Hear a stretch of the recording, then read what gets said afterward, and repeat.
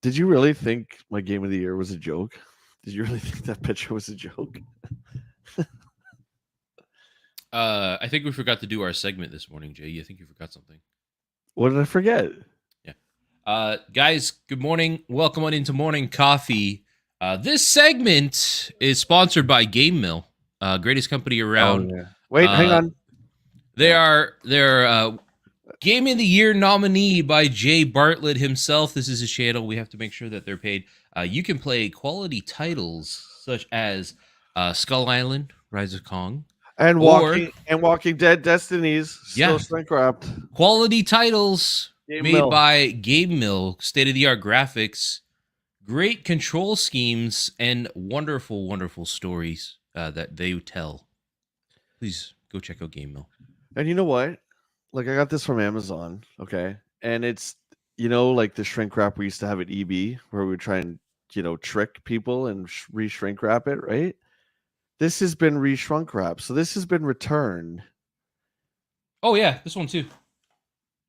Amazon, man, they take their games home and play them. I'm pretty certain. You can tell it looks like the EB game shrink wrap. Can you also hear it in here? I've left it sealed for.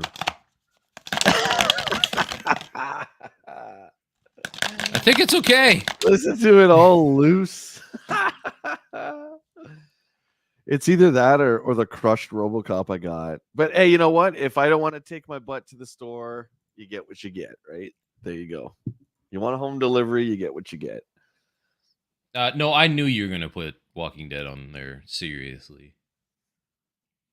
I had a lot of fun with it, even though the controls are crazy. I had a lot of fun, and the story elements of that game really did it for me.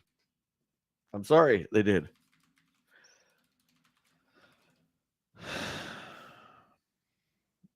You put that over even Resident Evil 4. Yeah. You gotta pass it on. You gotta give it to someone else. You gotta try new things. We know Resident Evil is good. Like, that's how many times that got Game of the Year? Probably 80 times now. You gotta give it to someone else. You gotta give it to the small guy. You gotta give it to Game Mill. Ladies and gentlemen, this segment of Morning Coffee, once again sponsored by Game Mill. Just put that there, the product placement right there. Perfect. There you go. Game Mill. You have it. You're terrified to open it, and I don't blame you. You'll never be the same. I don't know why I bought that game. The game because you told me to. The Game Mill games are actually made of wood. It's crazy. The discs. Guys, thank you for joining us this morning. It's a rough one. I feel like we went to the bar all night or something. We were only up till barely midnight. And I feel like I was up all night. Rough. Yeah, I feel tired. Yeah. That was a long one. That was fun, though. I think everybody in chat, good morning also. But did you guys have fun? Did you guys enjoy it? I thought it was a fun night. Oh, dude, it was great. It was almost 5-hour live stream. Thank you guys for hanging out with us. Our version of the Game Awards. It's a lot of fun. Matt's here. TJ's here. JT. Cutthroat is back. Hope you're feeling better, buddy. We got Nathan over in Twitchland. Good to see you, dude. Skyfall, my brother. Good to see you. Thanks for hanging, guys. It was a blast. Oh, thanks, Matt, for the feedback. I appreciate that. Matt sent me a great article. Will, I don't know if he sent it to you or not. The Bishu had a controller that was shaped like a jet, like literally, it was like a GI Joe jet plane, but it was like a controller. That's kind of cool. Yeah, it's different, right? Probably for use with Top Gun or whatever to get you more into the Top Gun spirit of things. Maybe, I don't know. But JT's hoping that we see Bishu in this issue of Electronic Gaming Monthly. I don't know. I don't know. They were sued. They sued Sega because they were supposed to be the only third-party controller manufacturer for Sega. I think that's how it went. And Sega got other people to do it too. So they sued Sega and just got destroyed. Huh. I was curious how that ended. We did talk about that last time, but A little bit, I didn't think that's how that would go down. Strange how these things work. Maybe Bishu will have one last hurrah in this latest issue. Is this on They didn't screen? have it in the last one, though. Can't tell if this is on screen or not. Is it on screen? No, it's not on screen. There we go. We made it. We're here. There we go. Man, there was a point last night where I was hitting buttons and I didn't know what I was doing. I was like, oh, what am I doing? We need more coffee. We saw you were hitting buttons and didn't know. I was like sharing my like YouTube page. I was like, oh, well, what did I do? Bishu was still making controllers in 1998. Ooh, that's Really? promising. That's promising. Awesome. So why didn't we see one in the last issue? I'm disappointed. I don't know. Maybe they had to reform. But all the ads we've seen, like we haven't seen Bishu Sega controllers yet. I think these were all Nintendo ones still, right? Yeah, that we saw in all those ads. So let's hope. We can hope. The Golden Bishu once again. We're not going to spoil anything for you guys. Check out the live stream on the channel here if you want to see the game of the year as voted by you guys and our best of the worst, which was to be expected. To be expected. Mo, good morning. Good to see you.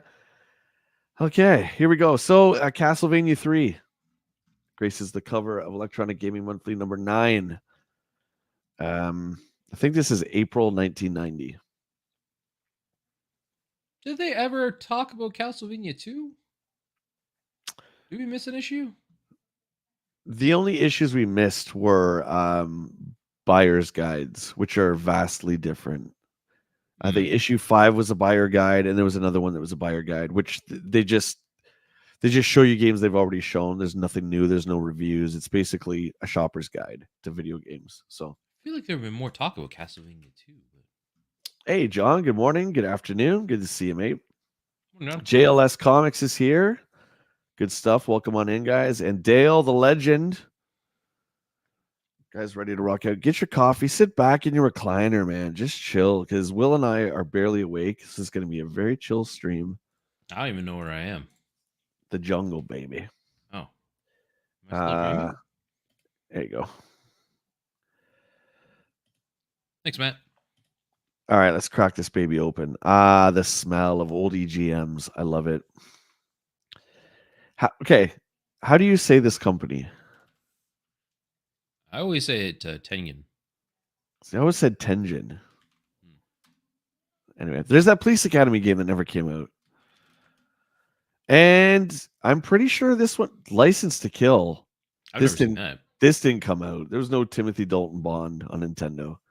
Skull and Crossbones? That's another one I don't think I've heard either. Yeah. Can anybody confirm License to Kill? No, that didn't come out. There's no way. At least not in North America. I don't remember that one. Lots of stuff to cover. This is a great issue from what I remember. Not only is the cover fantastic, but there's a lot of great stuff in here. We got a first look at the Turbo Express, which is the portable Turbo Graphics. Narc. I think this is the NES Narc. Castlevania 3, Contra 2. Good stuff. And right now, if you guys are stuck in that Nintendo game, you can call 1-900 Nintendo. Nintendo. And you know, Nintendo what? No, I don't know. I'm no. trying to think. No, it's 900, meaning you're going to be charged by the minute. So your parents are going to love you too when you call this number. I'm stuck on Yeah. Zelda. No problem, little Willie. Hold on the line. I'll be right with you. And then he puts you on hold for like 15 minutes. Your bill's already $30 before he even gets there. Womp womp. Parents would be so disappointed. It's not even like listening to a lady talk to you dirty. It's just to talk about video games. It's just Rick the game counselor. Yeah. And I picture it very much like the scenes in The Wizard, right?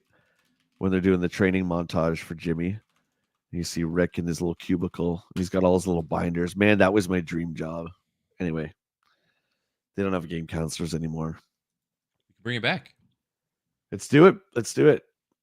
You could do it for like all the Souls games, and I could do it for all the Game Mill games. By the way, this stream, ladies and gentlemen, sponsored by Game Mill.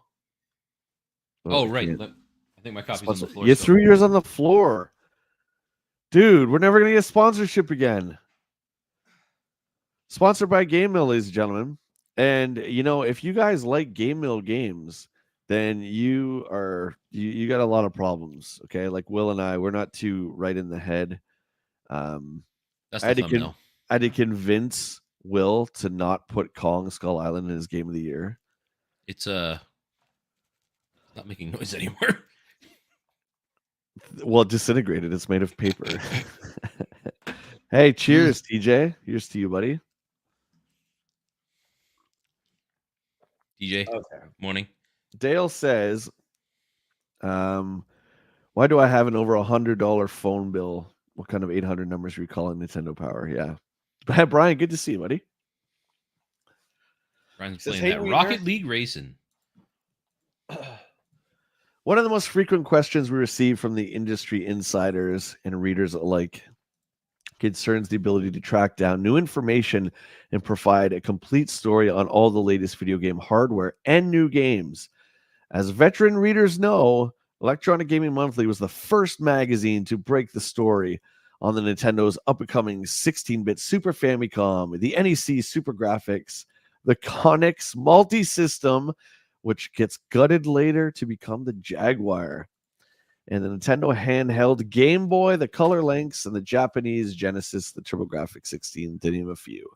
Over the months, EGM also brought the first newsstand photos of games such as Gradius 2, Batman, Phantasy Star 2, and many more. So there's nothing wrong with EGM flexing, man, and they deserve it. Even back then, they knew they were the kings, right? Mm-hmm. Good morning, Ghetto Finger. Good to see you, dude. Super early for you. Weekend's going good, man. We had a bunch of great streams starting Thursday. So we're ending off the week really good. Just chilling with Willie. Chilly Willy. JLS, yeah, the good old Neo Geo. System rocks, man. You were like super rich kid if you had a Neo Geo back in the day. Back in the dame. Back in the day. Back in my day, we used to throw Neo Geos in them. Back in the day. Hey, Brandon's here. Good to see you, buddy. You're up. We all had a tough time getting up. Of course, we're old. So it felt like we were like up to all hours of the morning. It wasn't even barely midnight, but hey, that's okay. Good to see you, dude. All right. Let's get I've yapped enough. You pick a letter and read it. This is one of our favorite segments. We get to read out the letters to the editor. And even the letters back then were super short too, unless they edited them down, but it's tough to say. Anyway, go ahead. Let's get to that first one. What's in a name? I read your third issue of EGM and found that it made a few mistakes in your article about the Atari Lynx. Actually. First, on page 71, you had a picture showing a game called Impossible Mission. I wanted to say Mission Impossible for whatever. Yeah. The game is really named Electro Cop. That's awful. I know because I own the Lynx and this game. Yeah. Wow. So take that, EGM. You don't own nothing. The I don't next know. flaw is the following page where you stated that the Lynx comes with a sun shield and carrying case, which it does not. Try to be more careful when you write from now on. Sean Madani and Samir Samat. Rough. Tag team letter. Huh. Sticking it to Steve and the crew. All right, Ed's responding. Quite observant, guys. Actually, when we prepare feature articles on new products and hardware, we try to dig a little deeper in order to come up with the behind the scenes info we know you want. I got to zoom in this. Hold on. There we go. What often happens when reporting on pre release games and systems are the inevitable changes that take place after we're on to press, which makes sense. In this case, the game called Impossible Mission in the Atari press kits became Electrocop, and the Lynx peripherals were passed over to save the costs. In fact, Electrocop used to be the name of a different game that was a feature that was to feature a taser-toting law enforcement officer. Wow, that was a tongue twister there. That's a lot. Ultimately, the project was canceled, and the name now lives on in a completely different cart. We feel it's better to report on the important news in upcoming game developments. Where'd that go? It's not up top here. Oh, it's right in the middle. That's weird. While Replay and similar trade publications do indeed offer the most up-to-date info on the hot new arcade games, they are written primarily for manufacturers, distributors, and operators of the same games and not players. Coin Op Magazine may not be a bad idea. No, that's not the same one, is it? That's not the same one. No, Saving Quarters is that one. I think that one just ends. That's weird. That's so weird. Maybe they just forgot the period. Yeah, that looks like it should continue. Yeah, because that Saving Quarters is referring to that Lynx there. Oh, strange. Well, don't read Saving Quarters now, I guess. God, Matt do better, EGM. Matt says that just proves that trolls existed even back when this was published. Yeah. Oh, yeah. Listen, people love to point out when you get something wrong. They just love it. And dude, you know, being a streamer and YouTuber, people love it. I'm just like, yep, you're right. Sometimes I purposely say things wrong just so I'll get corrected because I'm a little sick like that. But they just love to point out how incorrect you are. And there's polite ways to do it, like fun ways. You know, when we're talking about toys on Friday nights, you know, there's oftentimes I get stuff wrong, and chat's always really kind about that. But this guy here, this Sean guy, try and be more careful in what you write from now on. It sounds like a threat almost. Yeah, right? What you gonna do, Sean? Bring it. Hey, Oz, good to see you, dude. Brandon says, always enjoyed reading the editorial letters.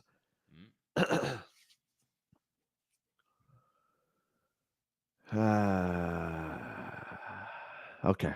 Let's see. So you read this Saving Quarters one. Looking for links. Okay, looking for links. I'm writing to say how much I like your article on the Atari Lynx game system. The article was very informative, and after reading it, I went out and purchased not one, but two of the units. Why? I must say, it's the most amazing system on the market. I just hope that Atari puts out more software. Oh, Steven, I've seen the future, my friend. If they do put out more arcade-style games, it will blow the Game Boy away, says Stephen Fields. I think you may be wrong. I could be wrong, but I don't. There's not even a There's replay. a dark future. There's not even a reply to this one. There's not even a reply to it. What is going on in this magazine? Where's the quality control? This editorial section is all messed up. Wait. Yeah, because it ends with Stephen Fields. I wrote a while ago expressing my disappointment. Oh, these are all about the links. Okay. These letters are all about the links. And then Steve addresses it at the end. Okay. Confusing. I don't like it. We're going to write them. I'm going to be like, this is shoddy work. I hope they improve in the future. Try to be more careful in what they write from now on? I told you I found Steve on Facebook, but I don't think he has an actual page. It was just like pictures that he was. Well, how can you be tagged in it if you don't have a page? Anyway, I wrote you a while ago expressing my disappointment in the extremely limited availability of Atari Lynx game system during the Christmas season. Yeah, EGM, it's your fault that the Atari Lynx had poor distribution. Don't you know? You guys got to make Atari Lynxes better. I live in Michigan, and they're not available in stores here. And I looked, and it looked like I wouldn't be able to get one until sometime in 1990. I was so disappointed. I didn't know if I'd buy one at all. After reading the good reviews the Lynx received, I decided to order one from the Ultimate Game Club that advertises in your magazine. My Lynx came from Federal Express on December 22nd, just in time for Christmas. I love the advanced graphics, gameplay, sound, and full color. Game Boy doesn't rate by comparison. Lynx blows it out of the water, says Ronald Kolf. Wow. Sponsored by Game Mill. Oh, yeah. You can hold it up. There you go. Oh, let's make the sound again. If anybody has any kids, I'm gonna offer this as a rattle in the future. I was thought you were gonna say you were gonna donate it to somebody. Don't donate that to anyone's kids because they'll grow up hating video games. I don't know. You played Walking Dead. It was on your Game of the Year. Keep Walking Dead is awesome. Okay, coming out of your shell. You read that one. There you go. Turtle power, baby. I really like the game Teenage Mutant Ninja Turtles in the arcades.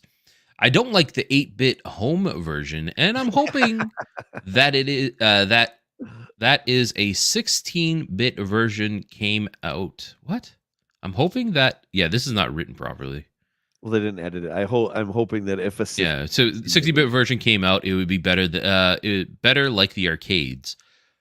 Do you know if a version of the game will be available on the Sega Genesis? Michael Artisan, Plainsview, New York. What? No one cares, Michael. There's no way. There's no answer for it. Wow, this one, yeah, they were sleeping. They were up past midnight when they were doing this one. They didn't even edit the letters. They just left it as he wrote it. That was awful.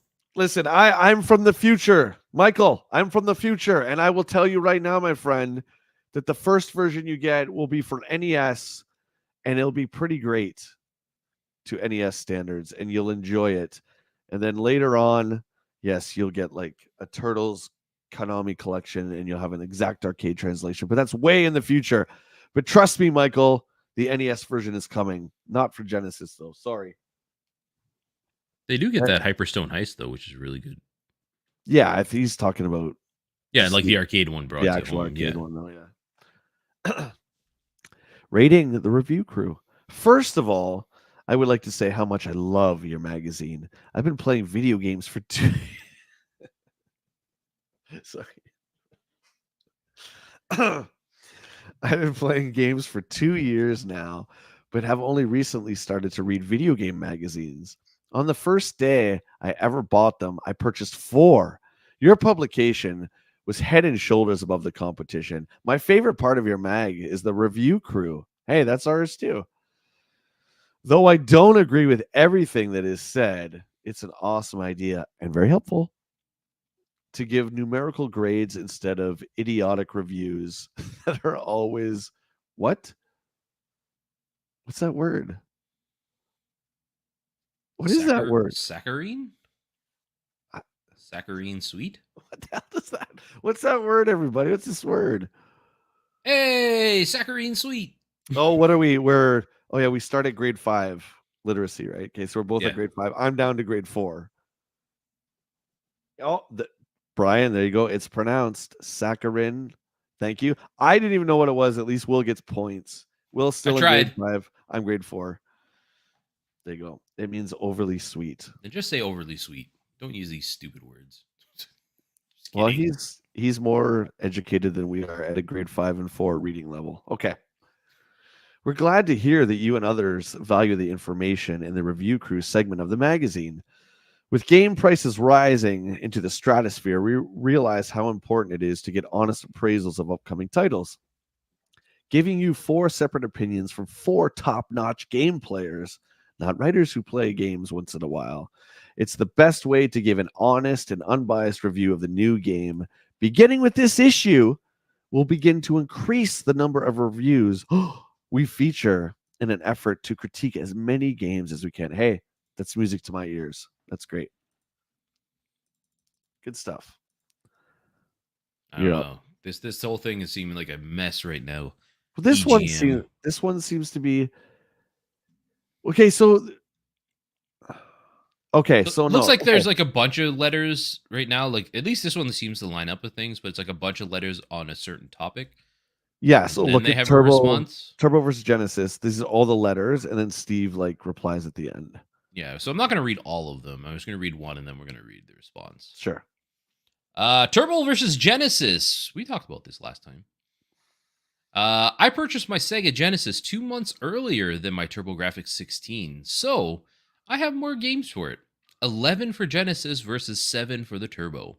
However, my brother, my best friend, and I enjoy the games on the Turbo more. Sega games seem to have fancier graphics, but the Turbo games play better. Keep up the 16-bit coverage. I don't know. There's a lot of great titles, depending on what he picked up on there. No, but how do they don't play better? That doesn't even make sense. Doesn't even make sense. That's implying there's some kind of delay in a Genesis game. That doesn't even make sense. Who is that?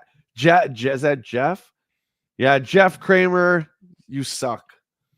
Ever since our proclaimed Genesis System of the Year in our annual buyer's guide, we've received a flood of mail from the die-hard fans of both systems. Since this is becoming an issue of great debate, we urge both users to respond to their feelings about the consoles and the games they play. Okay. Oh my god. Mario Brothers 3. Dudes, it's on. It's on. How is this not the cover, though? Well, I don't know. Mario Brothers 3 is old news, maybe. Castlevania is the new hot story. They're known for keeping like breaking the new stories, right? So we got Batman too on the same page. Crazy. So let's see what our guys. So we still have Steve and Grumpy Ed. Martin and Jim have returned, so that's good to see the same 4. So Steve, this is what Steve has been up to this last month. Having survived the Consumer Electronics Show in Las Vegas, Steve is now looking forward to his newest Genesis favorites, Thunder Force 3 and Atomic Robo Kid. The head honcho at EGM has also completed Bonk's Adventure and Newtopia for the TurboGrafx. Well, good for you, Steve. Good job, buddy. Bonk's is hard at the end, man. That game is insane. Yeah. Ed?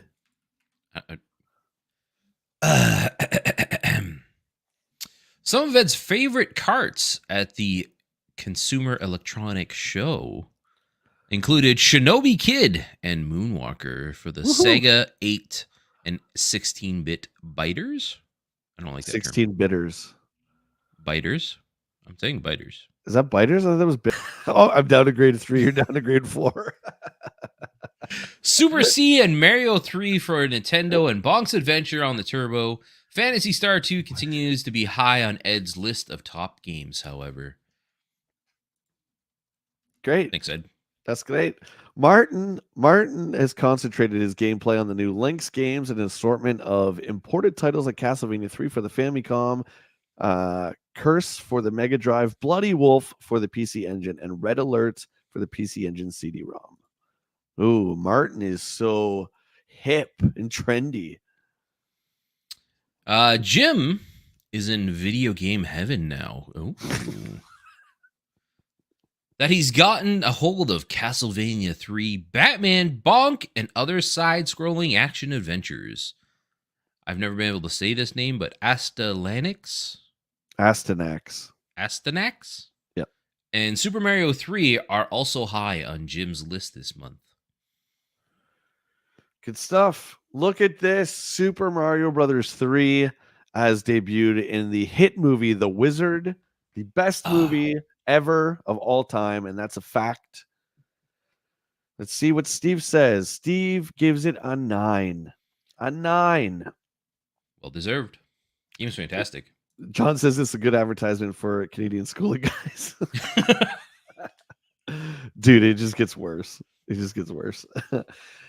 Super Mario Brothers 3 is the largest, most detailed, graphically superb, audio enhanced 3 mega masterpiece loaded with perfect power-ups and extraordinary execution. Most fun to play game I've seen on the Nintendo. This is one of the few games that comes close to a perfect 10 rating. Fantastic. Do you remember the first time you played this game? Yeah. Yes. I got it Easter 1990. And I remember Mom left the price tag on it. Guess how much Mario 3 was? $39.99. $99.99. What? Mm-hmm. You think games would be cheaper back then? That's why when people are like games like the current gen in Canada, current gen AAAs are $89, and everyone's like, "Oh my god!" I'm just like, dude, like I was paying $129 for Phantasy Star 2 back in the day. So I remember like some 64 games I remember buying were like, yeah, easy, like 89, that's 99, why 99, 99. the SNK, the Neo Geo stuff was so expensive. The more megs you had in the cart, the more expensive it was. Which is why when Nintendo decided to go to cartridges, everyone was like, "Oh crap, these games are going to be super expensive," and they were. Yeah. But we got lucky. Remember what year was it when we were at EB where games were 59? Do you remember that? We got lucky there for a while, a couple years. Wasn't that the PS2 and like Xbox era? I think they went down to 59 for a while. Yeah. Yeah. And then like the 360 PS3 era, they went right back up. I'm pretty sure. So to me, games have always been, it's going to be a bill. Usually it's $100 for a new release. So, especially now. I'm just used to it, right? Yeah. I'm glad I didn't have to pay $100 for this. Yeah, that baby is 49. Oh yeah, by the way, the Electronic Gaming Monthly Review Crew readings by Jay and Will, brought to you by Game Mill, with such Game of the Year candidates as The Walking Dead Destinies. All right, you're up, Ed. I can't. Nintendo has done the impossible. They have created a game as close to perfection as they can get. Ooh. Take the best from Super Mario Brothers, add the changing personalities of Super Mario Brothers 2, and beef it up with 3 megs of power. Ho, ho, ho, ho. Hundreds of secrets and hidden items, and you get the best game ever made for the NES. Easy. Grade 2. That's another demotion for you, buddy. That's just like 3 letters you can't read. Wow. For the NES. I was deciding in my brain whether to just say the Nintendo Entertainment System or like just say NES. I had that little delay. I was all right, you're back up to grade 4. That's fine. I remember this game fondly because I got it Christmas morning, and I went through all my presents, and like we were done, and then my dad like taps me on the shoulder. He's like, "I think there's something in the tree," and I was like, "What?" So I walk over. I'm like looking through the tree, pushing branches, and then right in the middle of the tree, there's like Super Mario Brothers 3, and I was like, "That's so sick." My mom did that too. I wish I could remember with what, but she did that to me too a couple times. And we got to thank the 1983 Christmas classic, A Christmas Story, because parents watched that and they were like, "That's a really good idea what they did," because it totally surprised Ralphie at the end. Ralphie didn't think he got his gun, and then the dad hit it away from the tree. It's brilliant. So yeah, that's great. It's forever lived in my memory. That's great. And you know what? It's still to this day, dude, as simplistic as the box is, it's still my favorite box art of all time. Oh, it's great. There's something about the raccoon Mario. And to your point about what we were talking about last night, how Mario's transforming actually into the animal versus the costume. I agree. He looks better just with the hat. Like he's wearing a raccoon costume as opposed to becoming the raccoon. But there's something about that and just that bright yellow background. It's very toyish Mhm. It's like a toy slash game. I don't know. It's a beautiful piece of art anyway. It really just like it helps stand them out, right? Yeah, for sure. I think a game with all nines deserves all the reading, so I'll read Martin's. Super Mario Brothers 3 is awesome. It Mhm. has so much to do and so many things to see that it's hard to believe how they did it. Mario must now find new secrets while using power-up suits that allow him to change shapes in order to swim, fly, and do more. One of the best Nintendo games ever made. I'd agree. Oh, so 100%. good. 100%. I always have that debate. Maybe we'll ask it for everyone in chat and yourself. Like, I always feel when you talk about like your favorite Mario game, it's always between this and Super Mario World. This is what it comes down to for most people for the two, right? I think I lean a little bit more towards Super Mario World, honestly. I really like Super Mario Brothers 3. It's fantastic. It's amazing. But something about Super Mario World, like launching on a new platform, the new graphics, maybe because of the memory I have with it, like nostalgia wise, puts it up a bit more too. But Yeah, seeing those 16-bit graphics for the first time, and just how I mean Mario 3 looks it looked and looks amazing. It's got this crazy art style.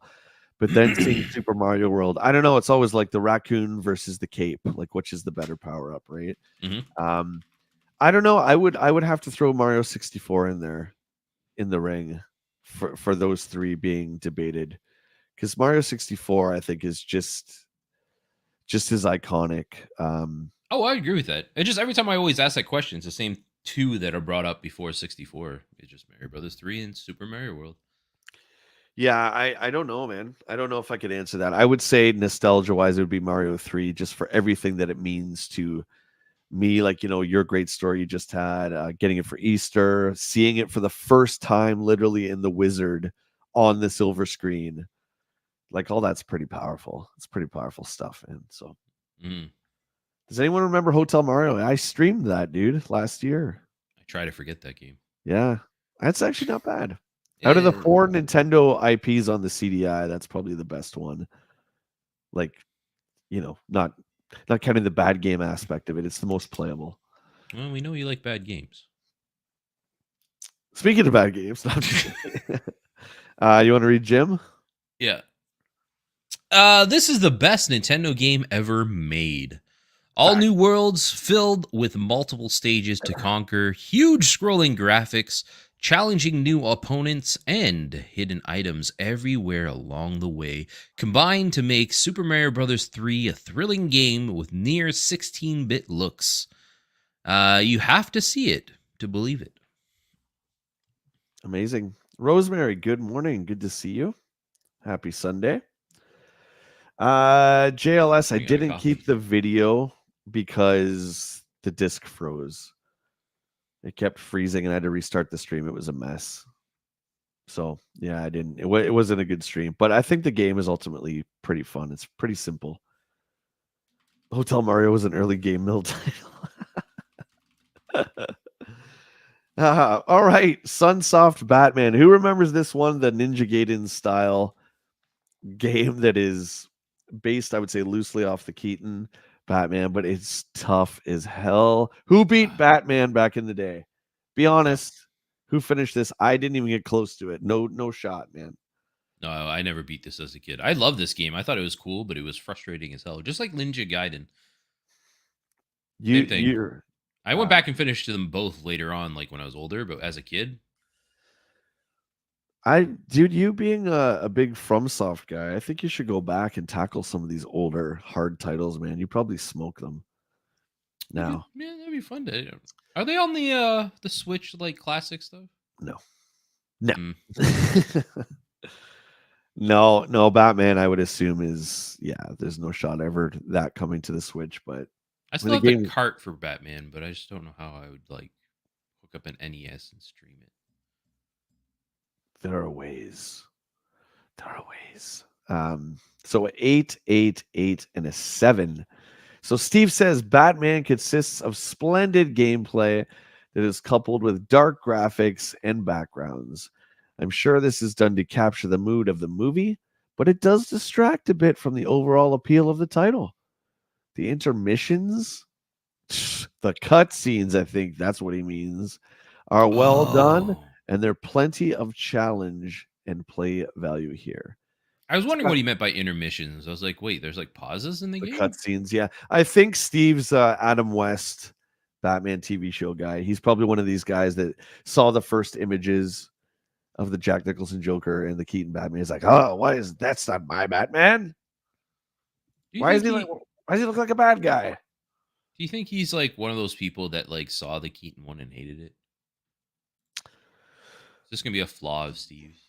Maybe he might be stuck in his ways, right? I mean, the Batman, the black suit Batman was our generation's Batman, so I think he's obviously a little bit older than us, right? Probably a lot Hmm. older than us, and he probably grew up with the Adam West, the blue and gray Batman.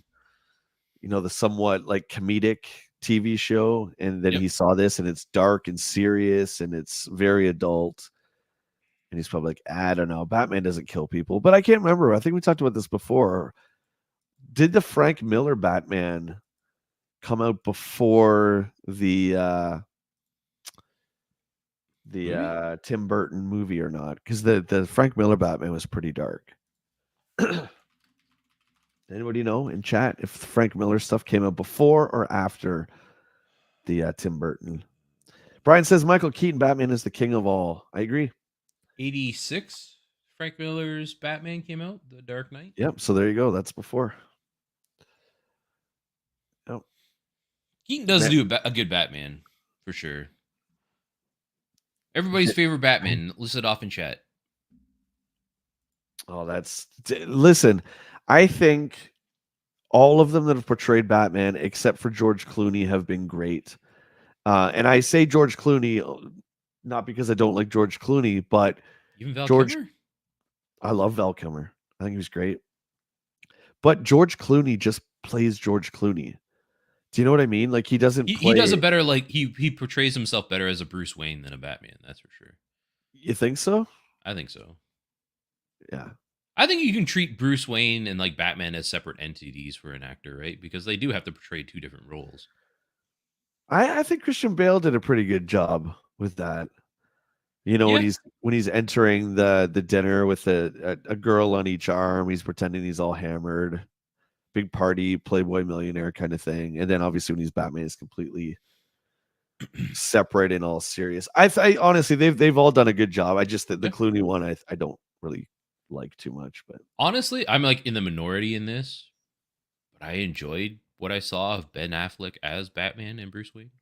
I don't mind Ben Affleck as Batman. I would have watched a movie of him just being Batman, and I would have probably been okay with it. I don't like any of the DC movies, but I would Yep. have watched a movie of him portraying Batman because I think his character was like really dark and gritty, and he had that like kind of brooding Bruce Wayne overtone that I like. I was like, yeah, I could watch this, and then now we're never going to see anything like that. So, Actually, I didn't like Robert.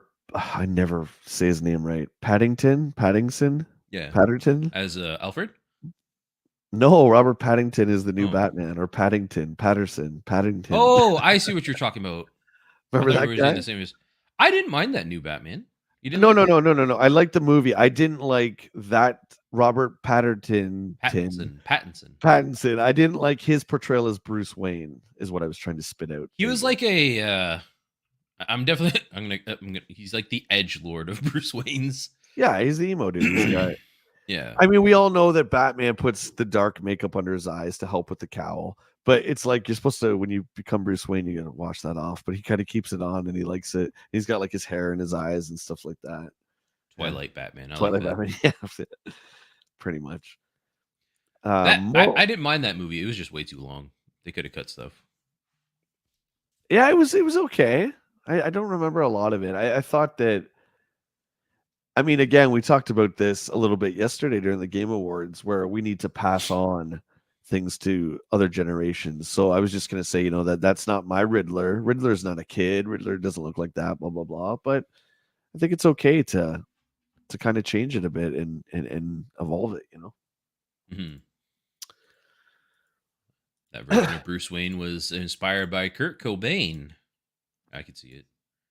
Well, that movie was littered with songs from Nevermind. Yeah, it was very obvious they were inspired by Nirvana for sure. Okay, you're up with Ed. Ed gave Batman an 8 as well. Combine the climbing action from Ninja Gaiden and the action from Castlevania, and you get the best action game of the season. The dark background graphics parallel those in the movie and add to the visual effect. Excellent intermissions. And merciless bosses will wear down even top players. I love some of the old terminology. I don't love the intermissions, but I like the term top player. Will, you're a top player at Dark Souls. You know that? Oh, thanks, Just bud. just a top player. You're a top player at Walking Dead. Oh yeah. Speaking of that, these reviews, by the way, no. John says overly long and dragged on. Yeah, I did feel that by the end, honestly. Yeah. I went with Brian and Bottles to watch it, and we thought like there was a part in the movie where like it fades to black, and we're like, oh, okay, it's over. And then like there was another like 30 minutes afterwards, and we're like, I don't need this. What, Brian? What are you playing? I'm done. No more racing today. I was about to win. Super close. Tough race. He's playing What the Fortnite racing. Oh, okay. That sounds like Mario Kart talk there. How Yeah, many times? it plays kind of very similar to it. It's really good. Yeah, I don't like that. You know, you get overly punished for being in first place. That's one thing about Mario Kart I don't like, right? Anyway, so let's continue. These are great reviews. So we're going to keep going with Martin. Martin says, The Dark Knight has arrived. Finally, a game that does Batman justice. This game has amazing graphics and gameplay. Cinema display scenes are cool, but could have been longer. I'd really have liked to have cruise in the Batmobile or flew in the Batwing. But all this is great gaming. Yeah, I mean, we get that a little bit later on the Sega CD ones and stuff like that, but still, I mean, for all the shortcomings he wished were in it, it still gets an 8, so that's good. Can you imagine like an R-type like Batman like bat jet scene? I think that would be pretty cool. See, I'm not a big Bat vehicle guy. I like the Batmobile, and that's it. You know, one thing that's so terrible about Batman and Robin, the movie, is that, you know, at the end when they're fighting Freeze, they happen to have 3 vehicles that are like have ice skates on them just to cope with the winter. It's so dumb, right? So I wouldn't care about any kind of vehicle level. I don't care about the Batwing or any of that stuff. So that doesn't bother me, but I feel like the Batmobile and the Batwing like are kind of cool, but like yeah, it started getting excessive. You get bat skates and bat shark repellent and well, the Adam West stuff, yeah. All right. Jim, Jim gave it a 7. Jim's not hot on this game as the others. bad attitude. Batman is without a doubt one of the best action games to appear in a long while. Why the fuck did you give it a 7 then? I don't know. The graphics are detailed but a little dark, and the different weapon power-ups are a nice touch that increase involvement. The game gets repetitive, however, with new backgrounds. Yeah, that's what it says. That's a weird. The only real change in each round. What?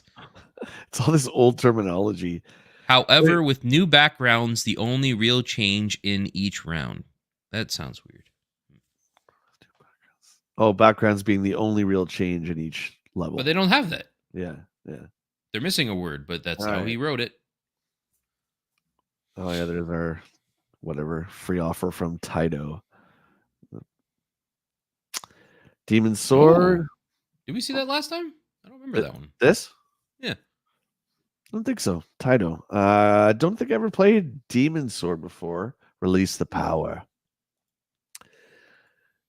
Standard late 80s, early 90s barbarian game. Why not? It's just like ninja stuff, right? Mm-hmm.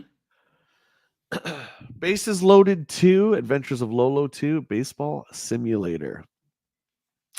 So, bases loaded. I think bases loaded went up to 4 on the NES, I believe.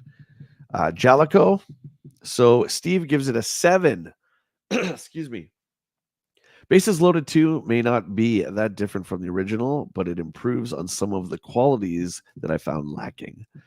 The player biorhythm charts are good visual in a way of showing performance, and the multiple angles used to follow the ball make it feel like you're part of the real game. 7 out of 10. Yay! I remember liking these base loading games, though. I think this was the last one I played. I don't remember playing any of the other ones after this.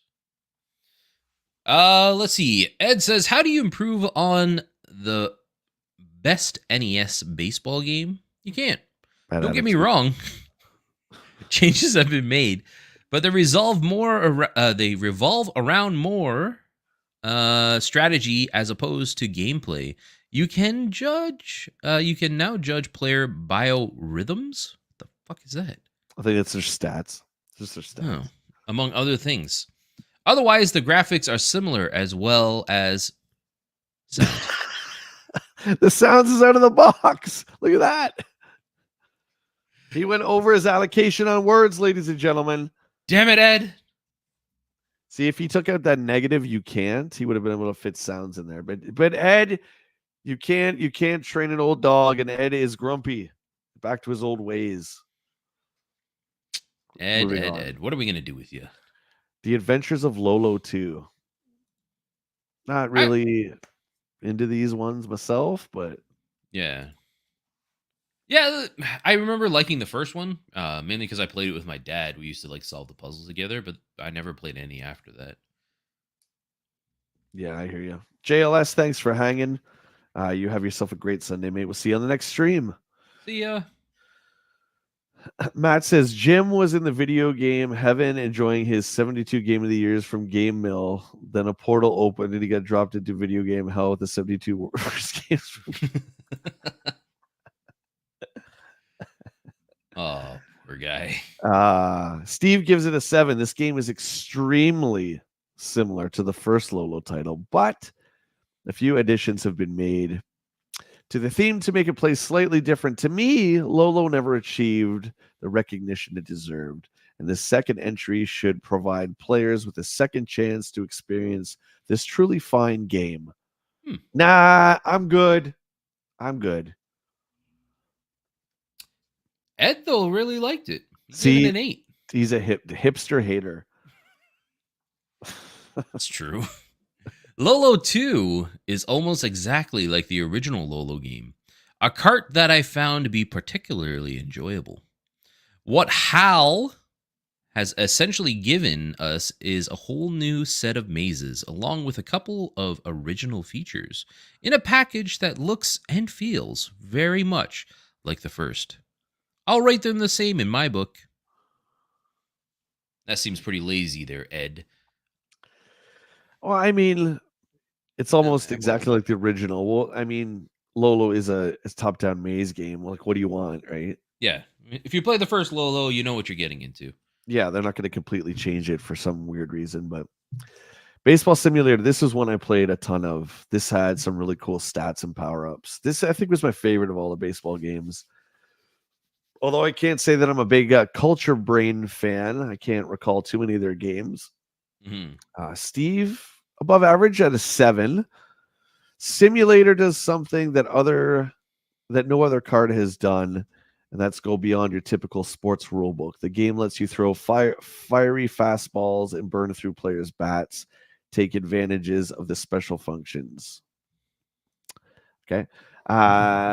It plays great. It plays a great game of standard ball and well with good control. Yeah, there's something about the way these are worded today. Maybe it's just us. Maybe I need more coffee. Yeah.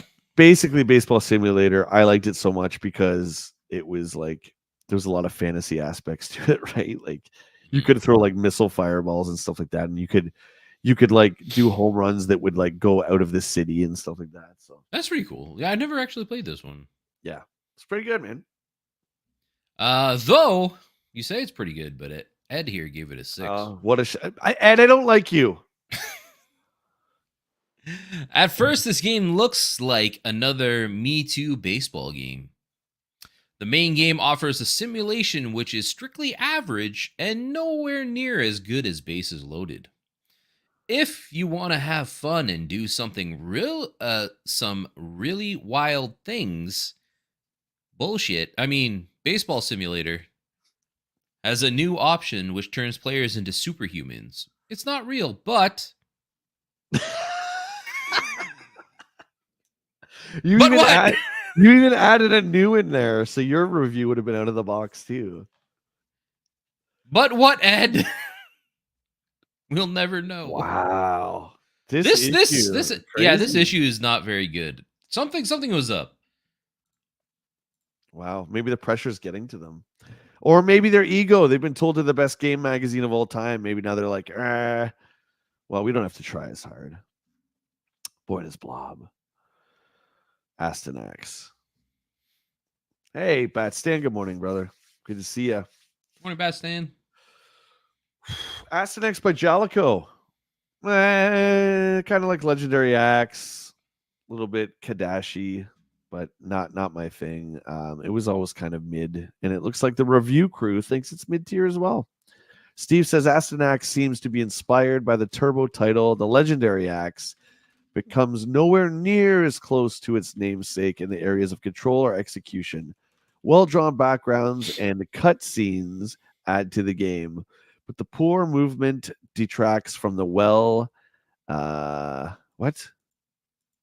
is that word? I'm going down to grade 1. Help me. No, you're on your own in Oh, this the one. well-intentioned. Sorry, well-intentioned play concepts. I'm okay.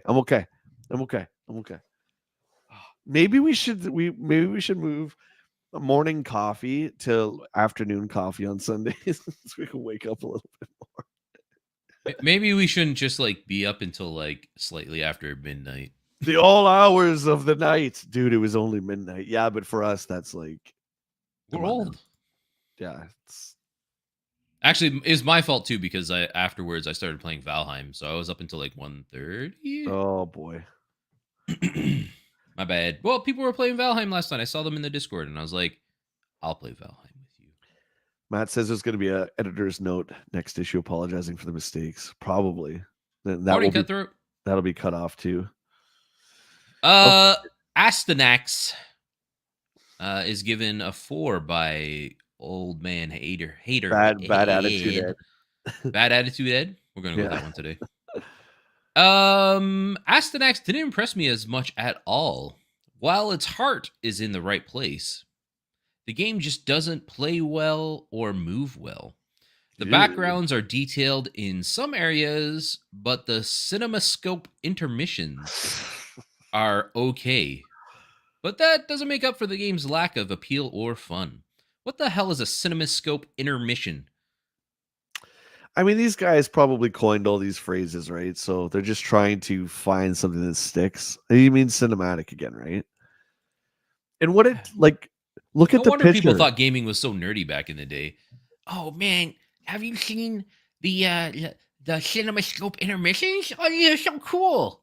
No. Obviously I have. I played this game way before you did. Look at the picture they used for Astonax too. Like, yeah, couldn't they use a better picture? Like something like, why? Like the monkey skull. That's what it looks like to me. Phantom Fighter by FCI. Steve says Phantom Fighter is not an incredibly intense game, but it does do a good job of taking your typical kung fu action game one step further by adding graphic text screens, scrolling play fields, and well-animated fighting techniques. Nothing new, but a proven theme has been enhanced. Nah. Never played it. Remember the purple box? Nah. These are all pretty mid. I've never even heard of this title. Well, Ed hates it, so. Surprise! Ed hates it? No. Ed's known to love everything. Dude, he's so mad. I could feel his anger. We got a 3 here. Not a good game at all. While the background graphics are among the best. What? The game plays like a first-generation NES cart. Easy. The enemies in the side rooms jump and punch. Okay. Aren't they supposed to jump and punch? You punch and kick. Are we just like, are we going brain dead at this point? The enemies in side rooms jump and punch. Me? Punch and kick. No fancy kick spins or slick moves here. You just very basics. PF is boring and unsatisfying. So when you read that, this is gonna sound funny. When you read that, I heard it as you would say it. So let me read this as Willie Lowe would actually say this. Okay, this is how Will would say it. Not a good game at all. Okay. While the background graphics are among the best, the game plays like a first generation NES cart. The enemies in the side rooms jump and punch. You punch and kick. No funny spin kicks. That's how Will would read it. So there, you got to read it with the sarcasm. There you go. I want Jay to play the Knight Rider game. It's coming, buddy. I'm either going to do that one or Miami Vice. I haven't decided yet. Oh, that liquid isn't very important? Okay, good. I've been like trying to keep that liquid in my ears, Matt, so. Okay, look. If anybody can pronounce this next game, I don't even what. This is the issue that's going to break our brains. I'm gonna just call this game sexy. Zez. So you got the X has got to be a Z, right? So Z, Sexy. Z's. Whatever. Who cares? 7. What begins as a slightly below average mid-tier adventure game becomes a much more complex and intriguing action title loaded with multiple environments. After getting into the game, I became hooked. The graphics aren't great, but the execution is well laid out and slightly addictive. Lord Zed. I like that one. Yeah, like what? Like, can somebody type it out? Like how you pronounce it? What's the pronunciation of this? Can we use really like Google pronouncing stuff? Like, what is that a thing now? God, the Terminators are coming soon, buddy. I'm telling you. No. Okay, well, Ed, there you go. Ed's up. Google pronounce. Look at this. Hold on.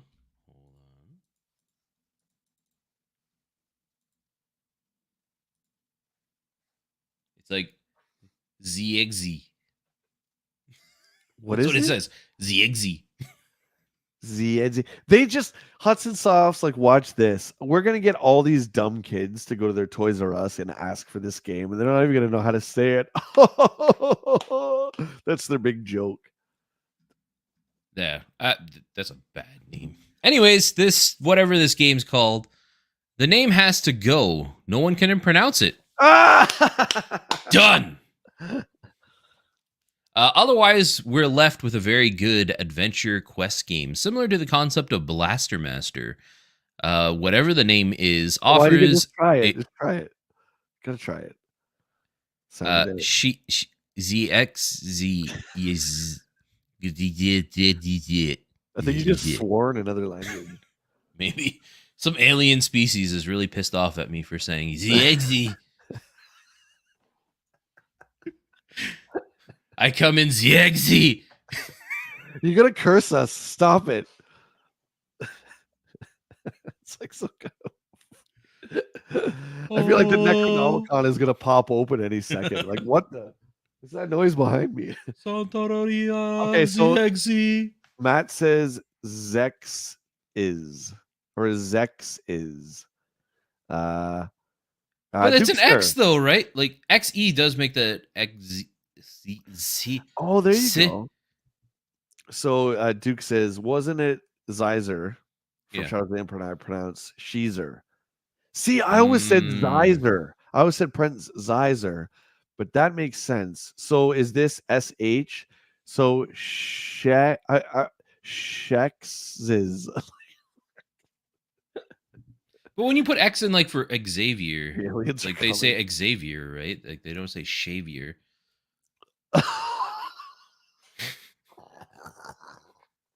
What Stop the using hell the is, X in names. what the hell is Xavier? Yeah, that's what I mean. Like when you see the name like Xavier, right? It has an X in it, but you don't say Xavier. Hey, well, So you it's look a little shavier than usual. Okay, here we go. If anyone can figure it out, it's Matt Tracker Ruben. He'll figure it out. Okay. It could be like Zizer, Sheezer, Xavier, Xavier, or Xanth, Xanth. So how do you what? say so how do you say this one again? Xavier. Ew. What? I'm obsessed now. I gotta know. Even Google didn't know. They're just like flippity blah. Like, sure, okay. Anyway, Xanth is a book series I used to read. See, that I can read though. That I can say. Is that It's like the not Lawnmower 3000? shaving. Okay, we're gonna get off this before. I mean, we've probably opened some kind of portal somewhere. So here we go. Keep going. Them demons are coming for us. Our old buddies at American Technos, the River City Ransom. All right, a couple more bangers. We haven't even Oh, gotten they're into here. 16-bit. We They've haven't even got the gotten game mill. Oh yeah, this portion is sponsored by Game Mill, ladies and gentlemen. I don't want to play your game. Play it. Open it, you coward. No, I told you the best feature of this game so far is the rattle feature. You'll have more fun shaking it in that box than you will playing it. It's the word. See, if I had picked the worst game of the year, like it would have been King Kong. It's terrible. It's so bad. You think it was worse than that Dino? Even forget the name now. Dino Break That's it. It's so generic. by Dead What? End Games or whatever the hell they're called. Dino Break at least is a game, dude. I'm telling you, do me a favor today, please. Just play it for like 10 minutes, and you'll understand what I mean. Where there's no game to it. You're just in this open, empty thing with nothing to do. That's the problem with the game. Right? One day we may do something with it. WC. Well, you got to stream it if you do it for sure, because we got to see your reactions to it. WCW Wrestling by FCI. Steve gives it a 7. Once you learn the proper methods of initiating attacks, the game becomes a load of fun. Well, yeah, that's like every game there, Steve. It has a much greater attention to detail, both in terms of animation and gameplay, than similar efforts, and promises to delight wrestling fans who got burned with WWF WrestleMania. WrestleMania sucked. Sucked. Let's see. Ed gives it a 6.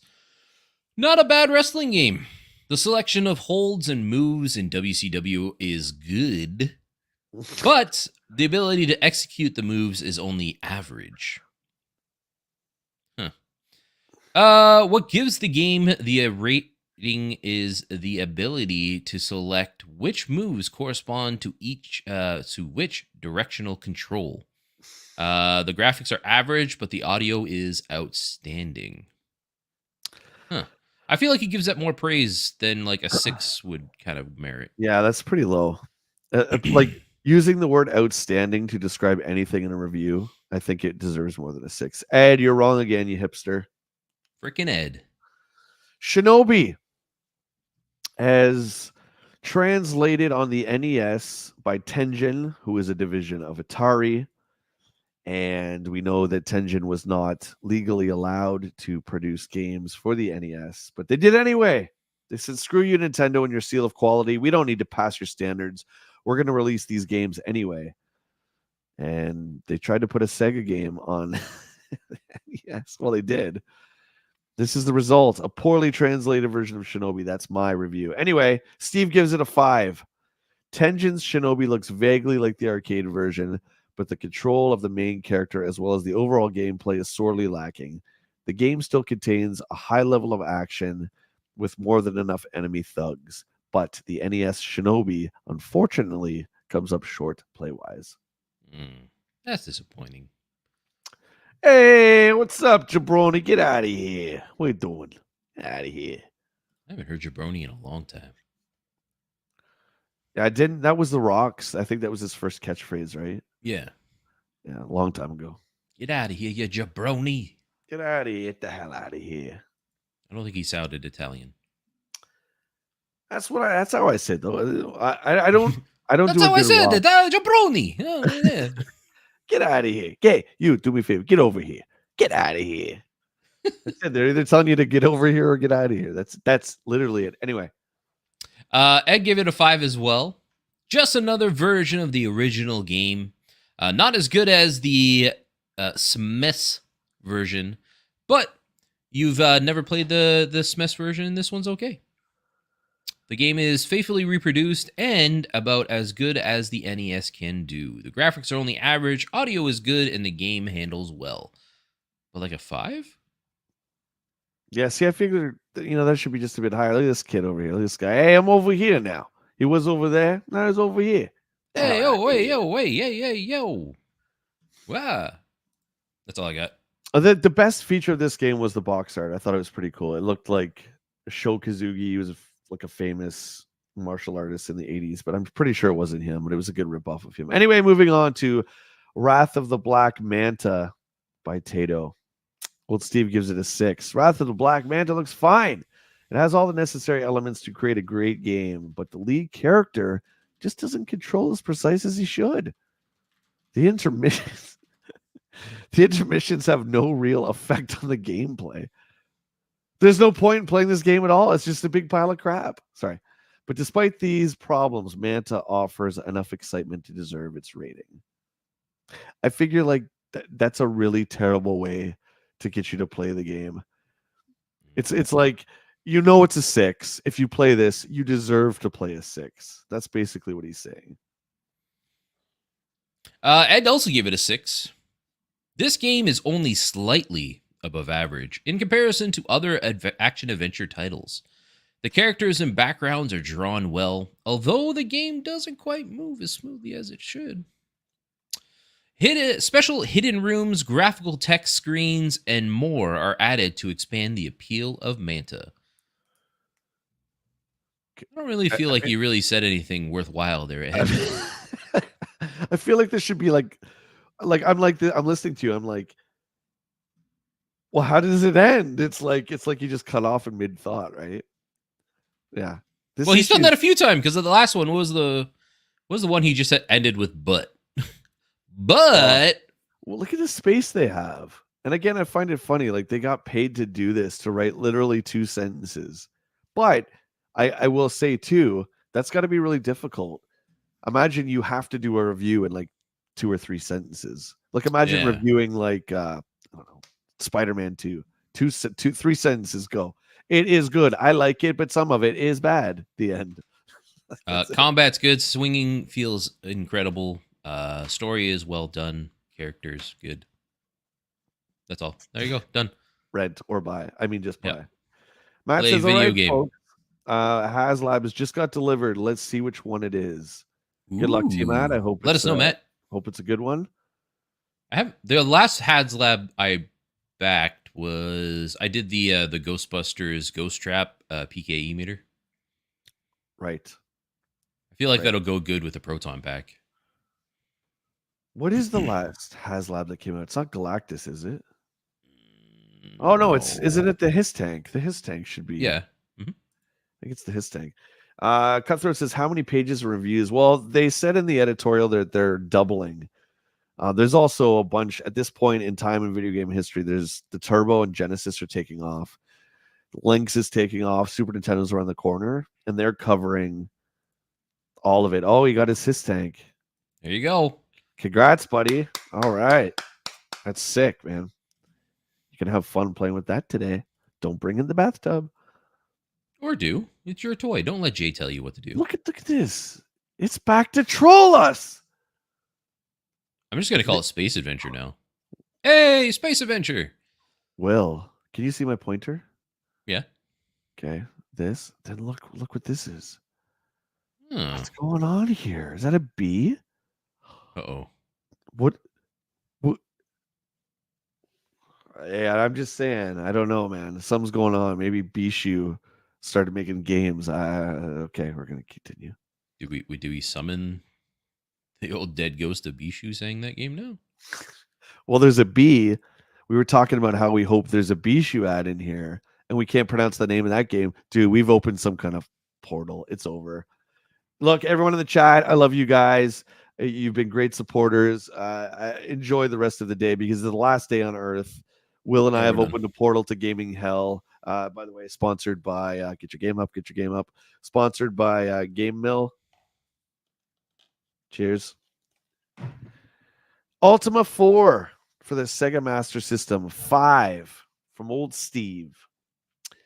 Like most role-playing games, once you've built up a sufficient party of adventurers with good backgrounds fight what?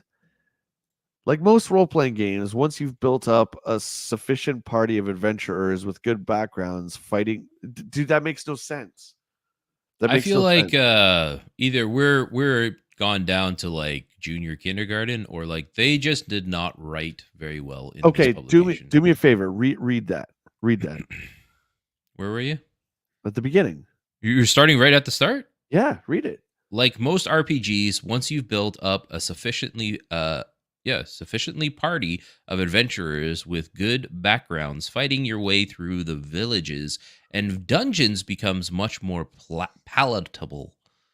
Not exciting at all, but RPG fans who need a long adventure on the 18-bit should be happy. Personally, I'd pass. All right, you suck. Whatever.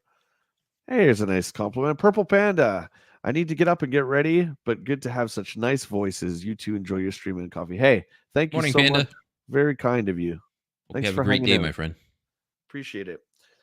Okay, so you can read. I can't. I am junior kindergarten. You're still, I think, hanging around grade 4, so we're good. Okay, good. Do you want to do Ed or do you yet. want me to do Ed? Ed looks like he likes this one. Yeah, you can do it. I took yours. You can do this one. Ed says an excellent translation of the popular computer game, easily outperforms the NES game and offers many hours of play. The graphics are well done for the Sega Master System. All the spells, magic, and fighting are here. The mazes and the battle scenes. Okay, if you finish Phantasy Star, start looking for Ultima 4. I like it feels like most of their thoughts in this whole magazine so far are just like half baked. They are. I mean, there's us, there's the tiredness too, and the illiteracy, but there's also, I think, a lot of these are really poorly written. Let's just go with that. That's the reason why we can't read them. They're poorly written. Matt, I have no excuse because the PDF on my computer screen is huge. It's a lot bigger than what Will sees, unfortunately. So yeah. I only get like a sliver here, and the wording does get a little tight. Will sees what you guys see. Yeah, I see exactly as you see on screen. Mystic Defender. Did they not review? Didn't they review this last time? It's a sequel to Spellcaster. Well, Mystic Defender for the Genesis. Steve gives it an 8. Mystic Defender is a very well executed scrolling action game title that may not get the attention it deserves because there's better known titles like Golden Axe. On its own, Mystic Defender moves a tad slow, but the action is good and the graphics are spectacular. Don't pass this one up if you're an action game. What? I feel like there should be an R at the end of the at least. I think that's what they forgot. Don't pass this up if you're an action gamer. But if you're an action game, also don't pass it up, I guess. What the hell's going on? I figured it out.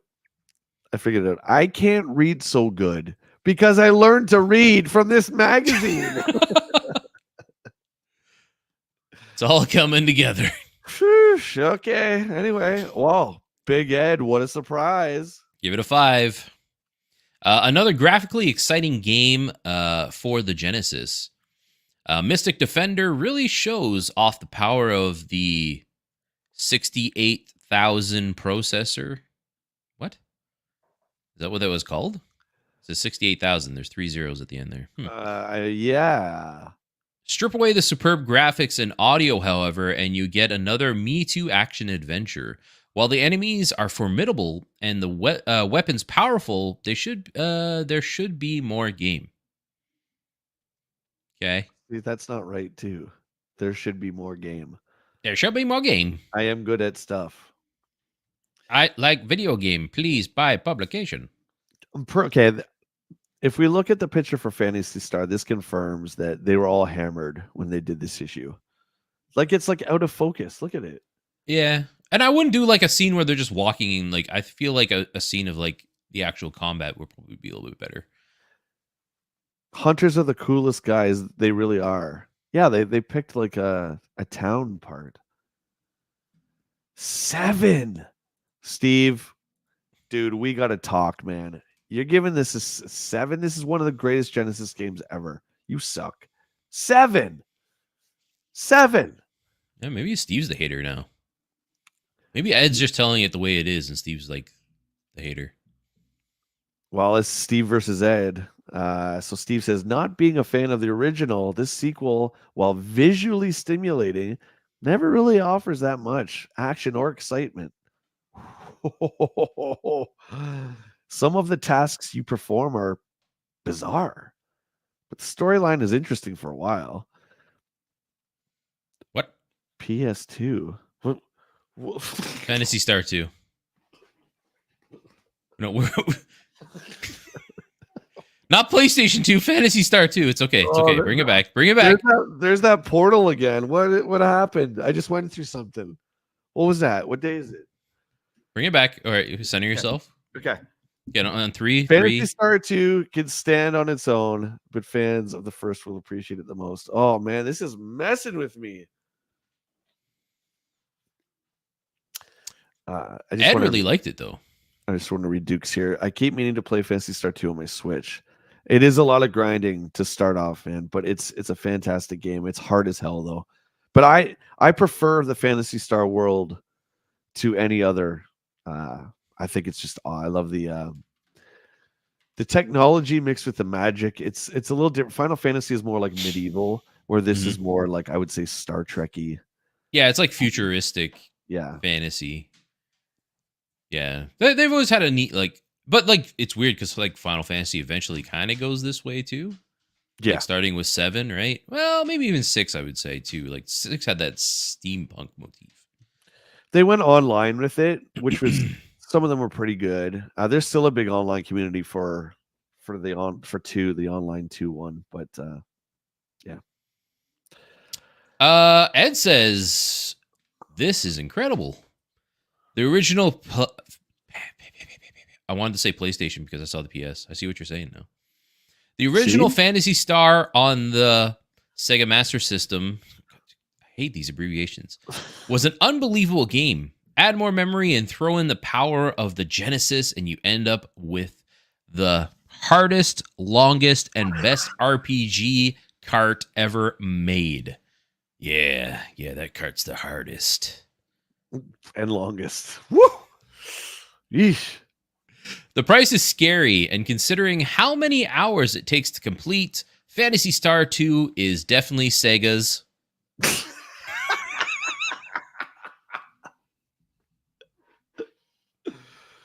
John, Sega's what? John, you're not wrong. Ed, Sega's what? Ed, finish the sentence.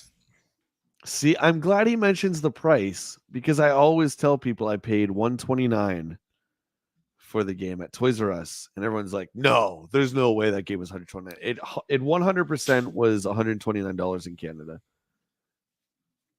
because it was, I think, 4 meg or 6 meg or whatever it was. But what this is okay. So this is like editorial wise, like this is like the worst of a magazine we've come across. Oh yeah, like this is bad. Like sentences aren't being finished. Like wording, like there's a lot of typos and just grammatical errors. The way things are not worded. just us. Like Jay and I are like inept at reading. Like don't get us wrong. I'm not saying we're really good, but this is just making it a lot worse for us. Just things are phrased really bizarrely too. I don't know. I want to keep reading because this is one of my favorite games. So I I forget. This is Martin and Jim. Yep. RPGs aren't my thing, but this one has a monstrous quest anyone can get involved with and lost in. Plan to spend many days solving the 6 meg brain buster.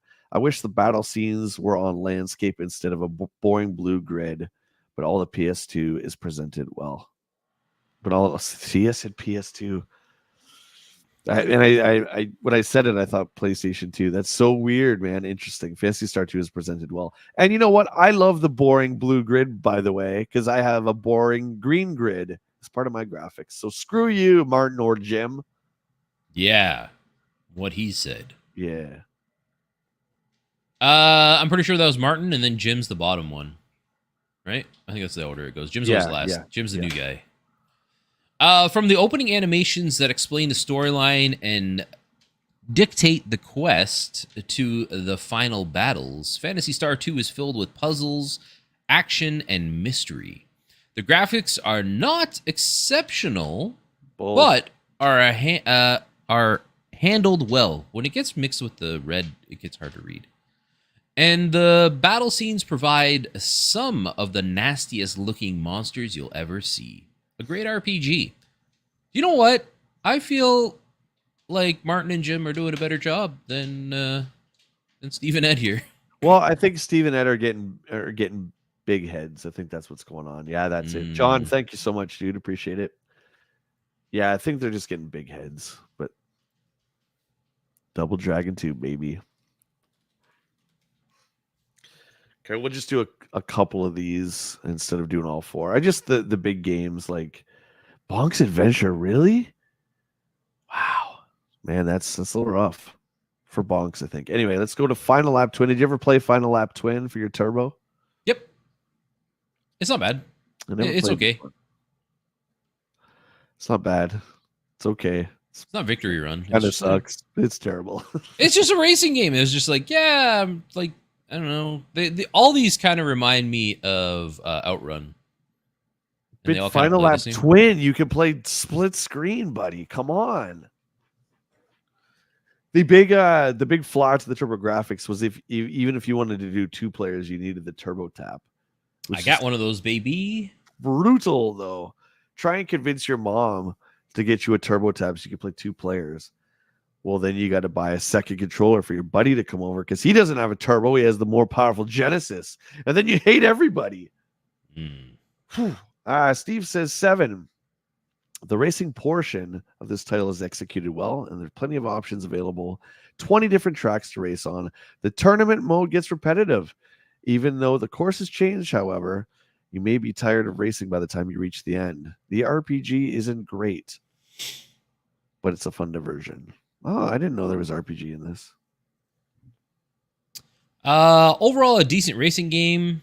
Final Lap Twin offers good graphics and sound, but the hand-to-hand competition is what makes the game fun.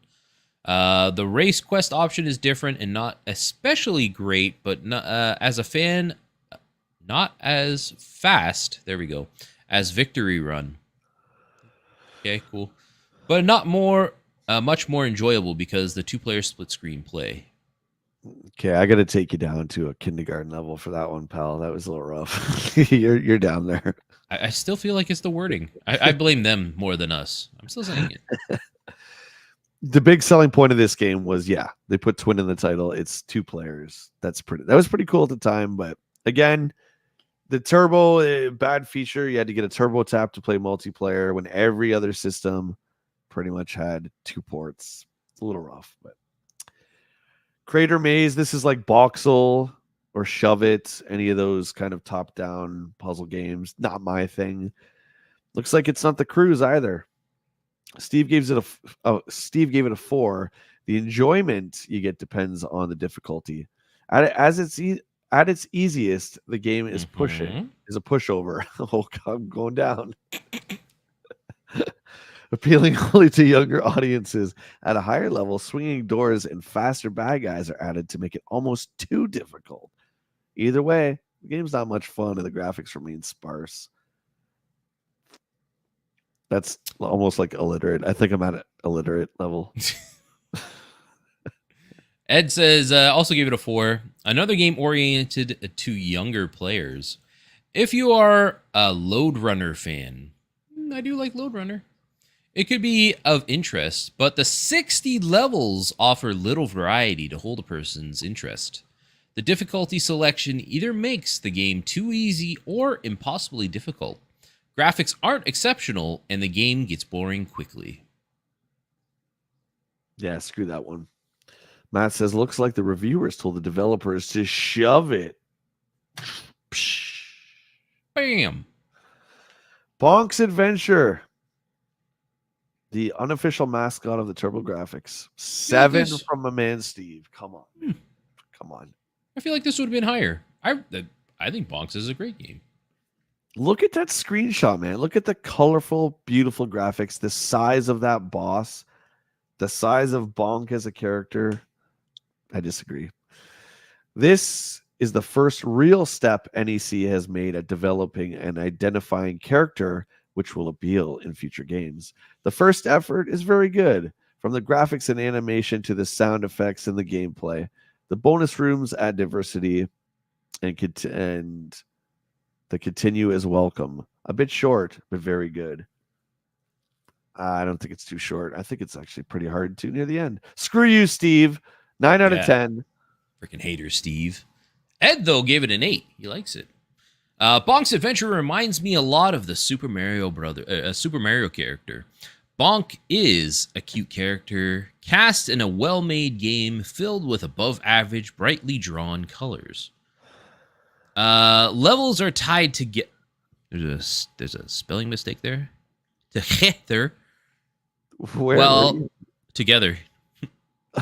He mixed it up. Together. Oh, okay. Anyways, and executed even better. The bosses are cartoony yet mean, and whole game is very, very well done. Okay, this is not me. Read it. It says, yeah, I know. And whole game is very, very well done. Thanks, Ed. That's like something like a kid would say. Oh, and whole game is very, very well done. Thank you for coming to play a game with me. I think it's he submitted this and it's like, okay, Ed, your review is precisely 3 words over, so you rewrite the whole thing or just take out a few words. So he just took out a few words. Literally, that's what he did. That's fine. Skyfall says Bonk and Jay sitting in a tree. I mean, you're not wrong. You're not wrong. How many running jokes are we making under this issue? Too many. Too many, my friend. Oh my God. See, there's Boxel right there. There's Boxel. 7. Boxel is just another Game Boy puzzle game. Oh, is not just another Game Boy puzzle game. It's the Game Boy puzzle game. The cart is extremely difficult, but also very challenging and even slightly addictive. The edit mode is a nice touch, but beating 100+ puzzles the computer has to offer will keep anyone occupied for days. Dude, read that. No, I know. I just the like, way you were acting, I thought you were trying to hold your brain in together from your skull. I was. The cart is extremely difficult, but also very challenging. It's the same thing. A very addictive puzzle game, says Ed, who gives it a 7. Pushing blocks on top of dots sounds easy, but in reality, it proves to be quite challenging. Up to level 5, the game stays interesting. After that, however, it gets so hard and complex, it becomes more of a chore. No real graphics or sound, but the game is fun for a while. I feel like he's more negative on that than, a 7 seems pretty high, and he was pretty negative on that. There's little parts like this in, like, Link to the Past and games like that. They're just little segments, right? But this is like a whole game made of those annoying little puzzles. Like, this is my nightmare of a game. It's pushing around boxes like this. This is not my thing. I give it a 0 out of 20. Yeah, it doesn't sound like... Yeah, I don't think it sounds fun to me, but... Game Junction says TurboGrafx 16 was a childhood system and my favorite console of that generation. Let's go. Let's go, buddy. Curb Stomp. My favorite NES game was Narc. I loved the game. It was a pretty decent port of the arcade. The arcade was pretty graphically intense, man. And for them to be able to attempt to put it on NES was great. So I would agree. Oh yeah, did you go? Yeah, you went, right. Yeah, okay. We're on golf now. Golf. I think this had Mario on the cover, if I'm not mistaken. I thought you played as Mario in this one too, though. Like, Is he had, it? like, Okay. like that would have been a better screenshot than the golf course. Whatever that is. 7. The game is The game unfortunately is rather limited with only 2 courses. What? Beyond that minor problem, however, golf is a remarkable simulation of the real sport and has to rank as one of the best versions ever done. And no 3D images are used, but the game is well made and should please golf fans. 2 courses. Ugh. Like on a par 3, that's like, I mean, even for like 1990 standards, that's pretty brutal, man. Ed really liked it, though. This is the best Game Boy sports game to date. It's so good, in fact, that it outperforms the NES Golf. The holes are different to master with traps everywhere. The battery backup is a nice touch because it saves your scores. It's unfair in some instances, but remains excellent in almost every way. How can it be unfair if there's only 2 courses? I'm wondering if Steve even got past the second course. He was just like, eh. He's like, I get it. It's golf. Yeah, 2 courses is enough for me. The holes are different to master. That's what she said. Oh, boy. Curb Stomp says, I never got to play the TurboGrafx 16, but I did get to play a Panasonic 3DO, and you lived to tell people about it. Well, you're still here. 3DO is still honestly probably my favorite. Although on my console tier list, I did say 64 because I figured if I did 3DO, people would make fun of me like they did when I said that this Game Mill game is not only a Game of the Year nomination, but sponsoring this stream. Thanks, Game Mill. Game Mill, by the way, is not sponsoring the stream. It's just a joke. Okay, so we're moving on to Hyper Load Runner. 3 by Bandai. I never liked Load Runner at all, since there are no weapons and no easy ways out. Plotting your strategy begins at the beginning of each level, and while the objects seem simple enough, even the easiest rounds are overly frustrating. The graphics are okay, but the puzzling gameplay is not fun at all. I'm just going home early today, guys. Steve's having a little hissy fit. Well, wait, Steve and Ed. Sorry, my brain broke from all the Game Mill stuff again. What? Are we still on air? Is it? It's Monday. It's Sunday. Hyperload Runner. The NES version was a dog.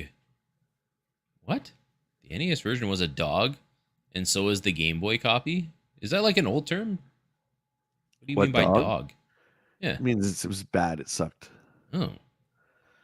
It plays hard and offers little enjoyment as you play. Each level is virtually the same, and the game becomes frustrating very quickly. If you like Load Runner, it is a good conversion and designed to be more difficult than average. Way too hard. Huh. That's also what she might have said. I don't know. Maybe. Jay gush over Trip Hawkins. Actually, I spoke to Mr. Hawkins the other day. I'll have you know. Ooh. So there you go. Yes, I do. I think he's the best. Game Junction says, I like 3DO a lot.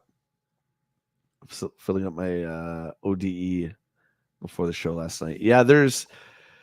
Again, I've gushed about the system. It's just so weird. There's so, like... so many games on so many different levels and so many spectrums, some which you probably shouldn't go near and others that you definitely shouldn't go near. There's a lot of weird like adult themed videos and Mhm. like games. Like there's a game called Neurodancer, Ugh. which is where you're like this robot that goes back and forth in this hallway and gathers credits to go back to your apartment, and then you pay for like strippers to virtually appear as a hologram. Stuff like that. Like just who would think of something like that? Like Doesn't something like something that happen with like was it Sewer Shark 2 or something like that?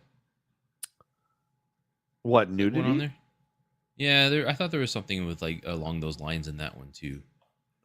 Well, those were digital picture games. Those are pretty legit. The Neurodancer stuff is like plumber don't wear ties kind of seedy crap, Mm. right? But yeah, CDI's got a lot of the adult stuff too. I mean, that's they ported a lot of video discs over, right? I Yeah, for missed a sure. lot of that stuff. Couldn't afford those things. So I just had to stick with my Super Nintendo. We're still going, buddy. We're still going. Sweet mother of Quirk, the chilled Zigs. tomato.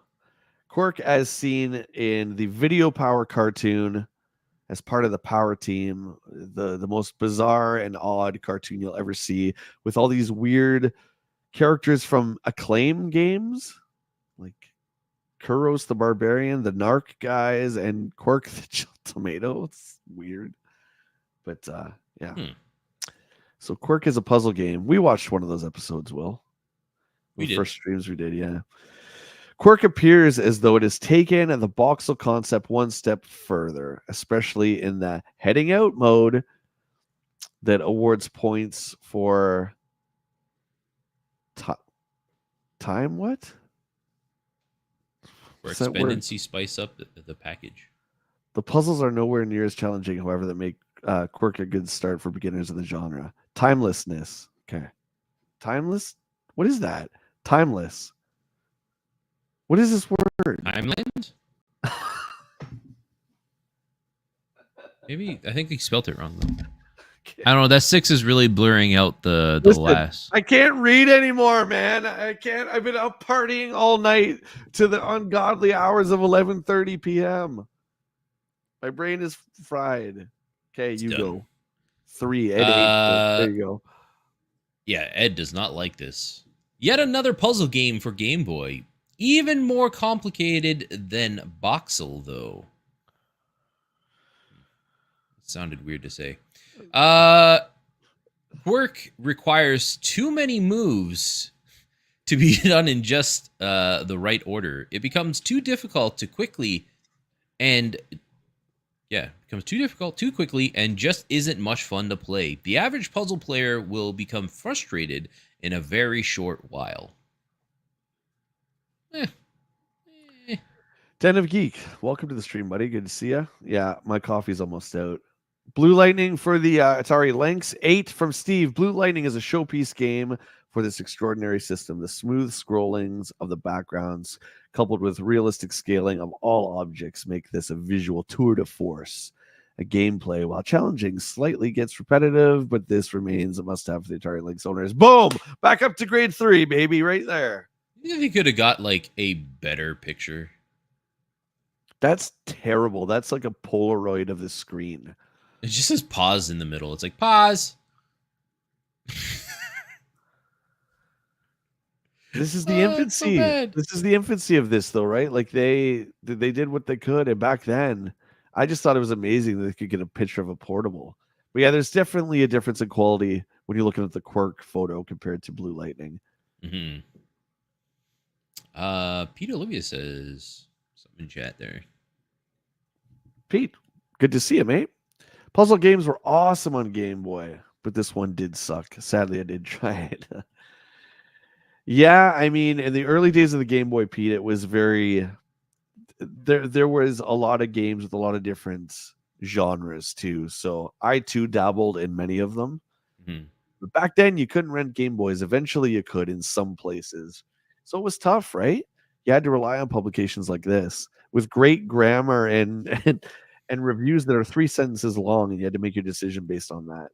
Generally, it's not so bad, but something was up. Maybe they just had a ton of reviews that they were working through, and they just had to be like, just push them out. They did. They said they doubled the reviews for this issue, right? And dude, it's Yeah. hour 45 minutes into the stream, and we're still on the reviews. Yeah, that's insane. Blue Lightning. I'd give it a 7. Probably the best game to show off the Lynx's unique and powerful scaling abilities. It was surprising that a handheld could create an environment as well as this title. Constant conflict make this a great shooter with action that just doesn't stop. Blue Lightning is the best game Atari has shown so far. Yet, you gave it a 7. You're gonna see that's a theme for the Lynx, man. I mean, it was technically better than the Game Boy, but again, you don't play systems, you play games, right? So Yeah. Chips Challenge. I have no idea what this is. It looks like a top-down puzzle game. Steve gave it a 7. Chips Challenge represents the first puzzle type game for the Lynx. Chips doesn't take the boring, repetitive approach, however. Instead, it introduces all kinds of themes and goals on each new level. The graphics and play are both, there's always a word, super, what? What is that word, dude? Superlative? I can't do it anymore, man. I can't do it anymore. What is that word? So I just said superlative. But what does that mean? I don't know. With a You good just asked game at the end result. Superlative. They're just making up words now. of the highest quality or degree. Okay, well, there you go. So I'm definitely at the illiterate level now. I'm rock bottom. Coffee's running low. Screw you guys. I'm going home. There you go. A 7. California Games was great. I didn't play the Lynx version, but I just Dude, remember enjoying absolutely. California Games. Yeah, there was I'm trying to think of the system sellers. They had a really great version of Rampage on the Lynx. I remember that. It wasn't quite arcade quality, but it was damn good. Yeah. Good luck. You're gonna need it. Chips takes the box type puzzle idea and steps further by adding color and expanding the play theme into multi-screens. The screens is well implemented. No, the scrolling is well implemented and adds to the game even more. Conveyor belts and other enhancements, as well as different goals, add variety and challenge to the.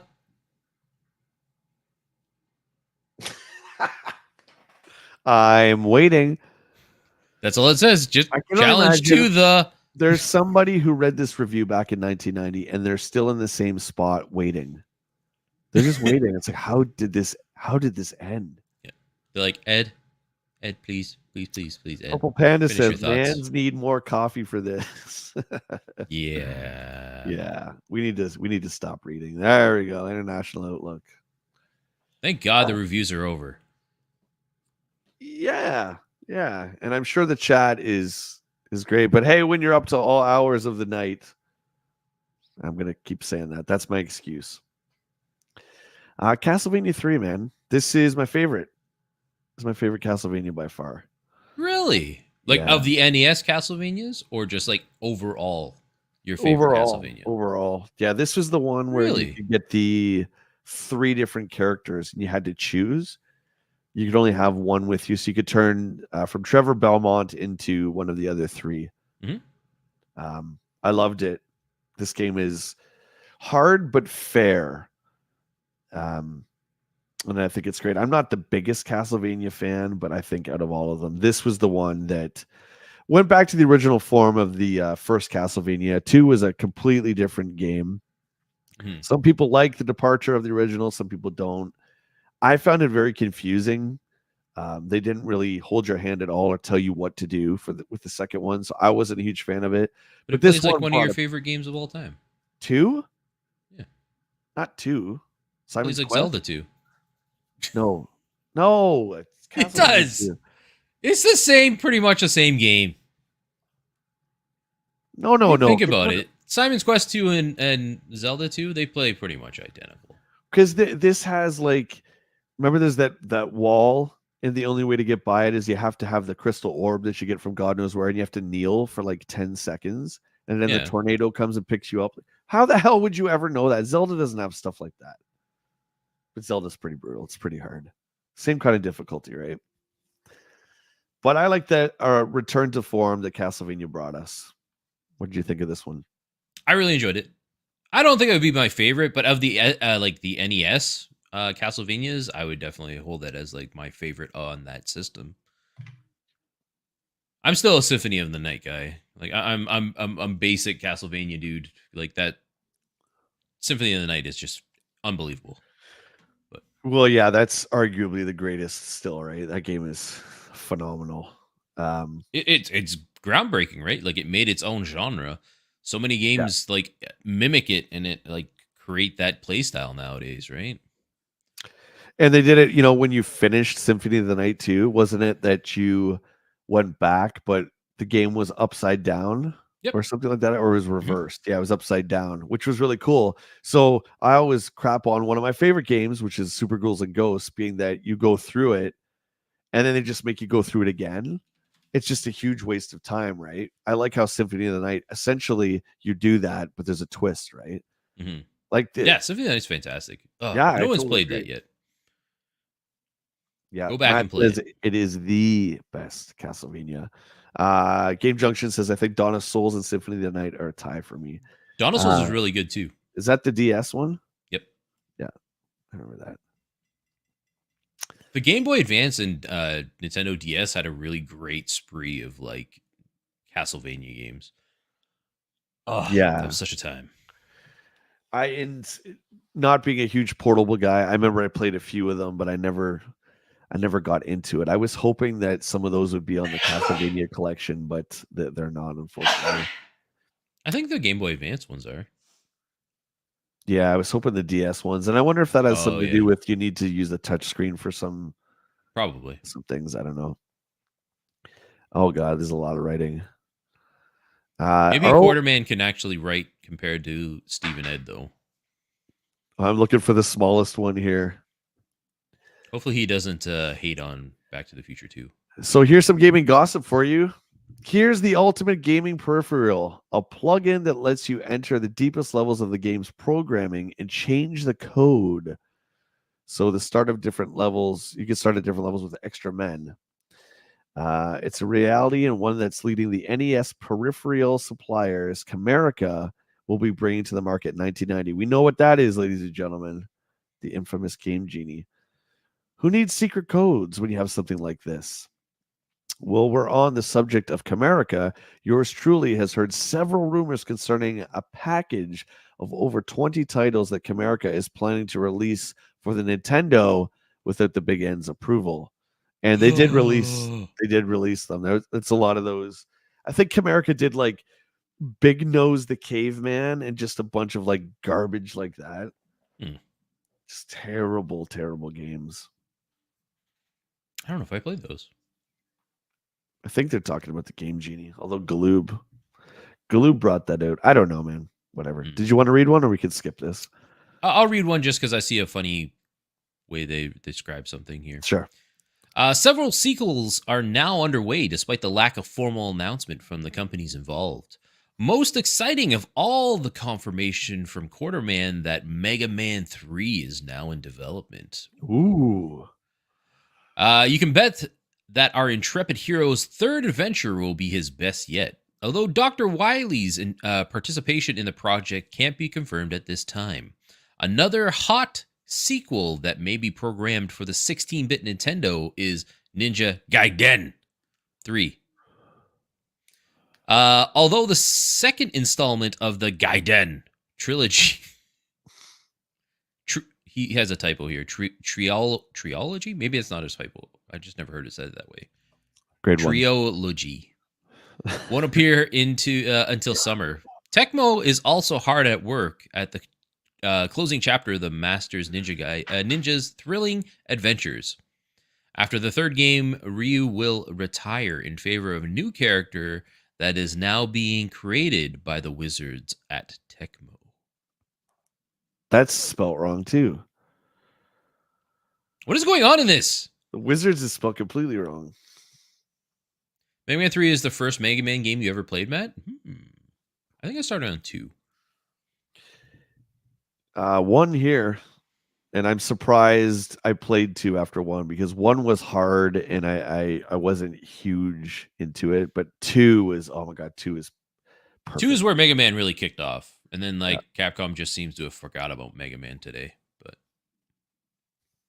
well, didn't we get the developers of Mega Man? What was that game that came out that was like basically from the developers of Mega Man, but it wasn't Mega Man? What was yeah, that? so like the creator of Mega Man had a was it not a Kickstarter? What was that other one they used to do? Is it a Kickstarter? No. Yeah, he crowdfunded. Yeah, basically he did that. It's a Mighty Number 9. I actually it. backed that, and that game is garbage. It's hot garbage. Yeah, I remember when that finally came into the store, and I didn't buy it. I was just the reviews just destroyed it. I mean, the character looks just like it, and so he left Capcom and then went and he's like, "Well, I can't take Mega Man because Capcom owns it, but I'll just make another Mega Man." It's like it doesn't really work that way. Yeah. First look at the new handheld and portable machines for Nintendo, Sega, and NEC. Nintendo Express. Oh, is this before the Turbo Express? I don't know what this is. Called the Nintendo Express, the new Wonder System uses constructed 4-inch color CRT. What's color Game Boy? Yeah, Game Boy Color. This never happened. But the Turbo Express is Turbo Graphics one. So yeah, I wonder. But they do mention the Game Boy Color. Well, they call it the Color Game Boy, but the Game Boy Color did happen. Yeah, I was thinking color like Game Gear or Lynx, right? Like the Game Boy Color with like what 2 colors or something. There's the Turbo Express. Look at that rough picture, man. I think it looks like it would scan like scientific data on like a moon. Yeah, and it also looks like they dug it up from like a burial site, like it's like alien technology or something. But I remember seeing this picture. I'm like, oh my god, you're going to be able to use the actual TurboGrafx 16 hue cards and put them in this. The future is now. Like that was cool. It's a cool idea.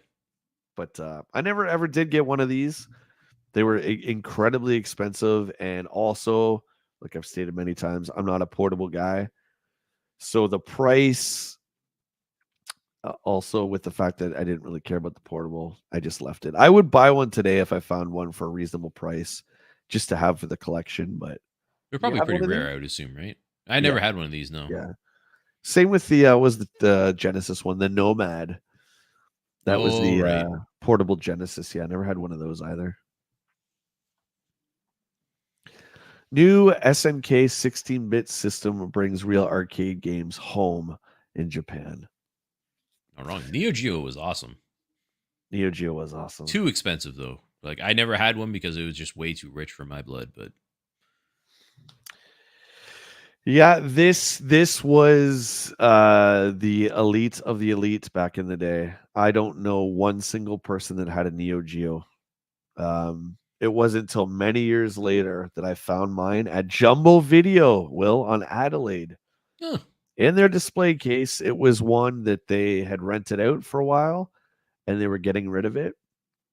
It was a stupid amount of money, I remember. I don't remember exactly how much, but I saw it and I picked it up, and I had no games with it for the longest time. But she's still back there. Went from one shelf to another shelf, collecting dust. Everything eventually is just dust. Even the picture looks like it has dust on it. But this was great because this was literally the same chipboard that was in the arcade cabinet. So it was the exact same game that you were getting in the arcades. And there was something about those SNK games, man. They're all so just on another level. Do you know what I mean? Like they were so great. Yeah, I was always like baffled the size of those carts, right? Because it's almost like it's pretty much the boards from the arcades that they just stuffed in there and they're just boop. Which is why they're like so near arcade perfect. And we talk about the more memory that you had in the cartridge, the more expensive it was. And these carts back in the day were $200 easily. Yeah. easily. I don't have any more games for it now. I still have the system. I don't have any games for it.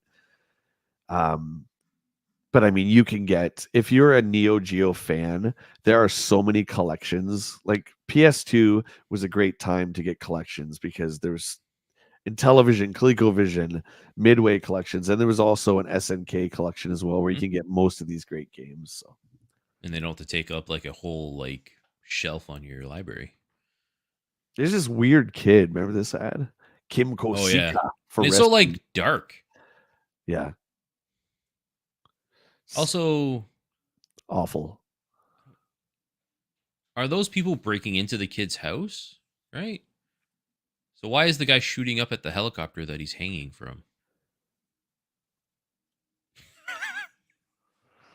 Well, maybe they're trying to shoot the helicopter down, and this kid came down so quickly. Maybe the kid's trying to escape. Yeah, Next, they're just yeah. Okay, one we're thinking too terrible, much on this. one terrible ad to the next. Look at this one. Oh yeah, I remember this one. This is Shadowgate. Yeah, this was a bad Ugh, one too. brutality at its Ugh. best. Moving on. Tricks of the trade. We don't usually spend a lot of time in this section.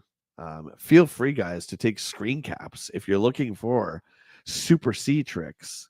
10 men trick. They didn't give you 30 this time. They give you 10. Or just pause it. No, got a screen cap. You got to take out your Polaroid and take a picture of the screen. All right, hold on.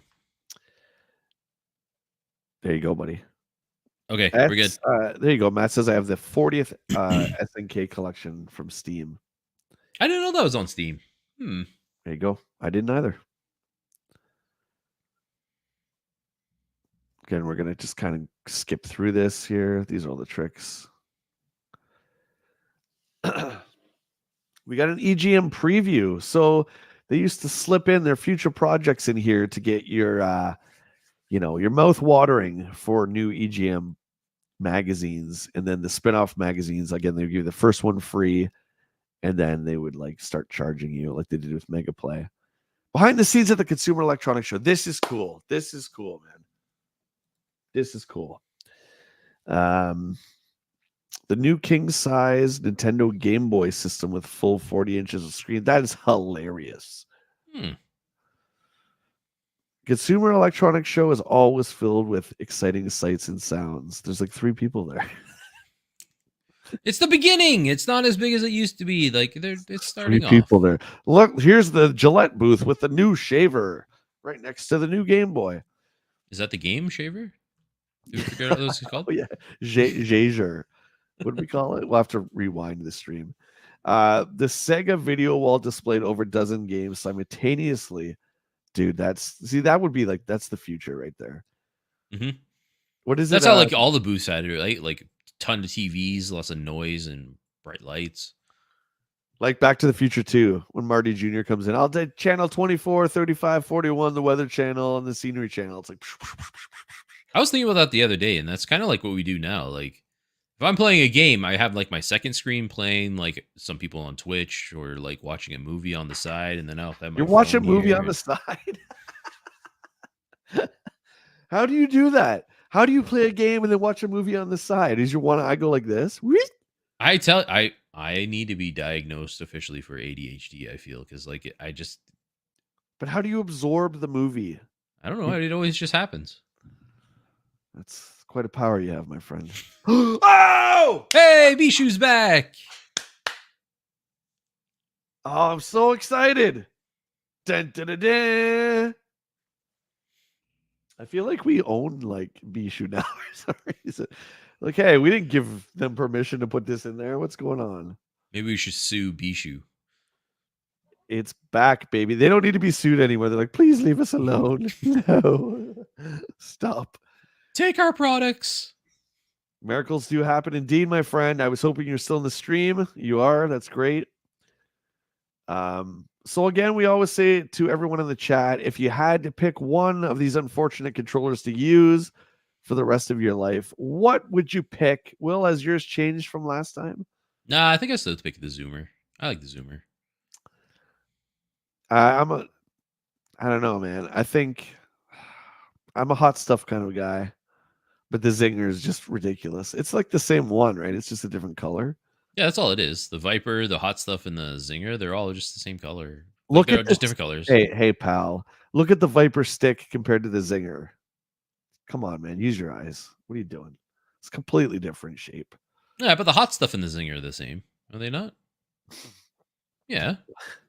There's 2 buttons on the back of the Zinger. Those 2 buttons do not exist on the Hot Stuff. God, I thought you were a game But they exist on the dude. Zinger. Where? I don't see on the Hot Stuff. No, there's the 2 buttons. Okay, look at the front of the Hot Stuff. There's those 2 buttons. Yeah. On the back, there's not. There's those 2 buttons on the Zinger on the back.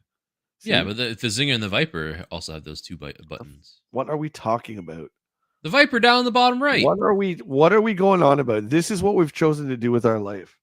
Right now, at this moment, this is what we're doing. Blow away your competition. Man, you can get funky if you want to use the jazz stick. Like, I'm not a lefty. Wait a minute. That would be a lefty, right? Yeah.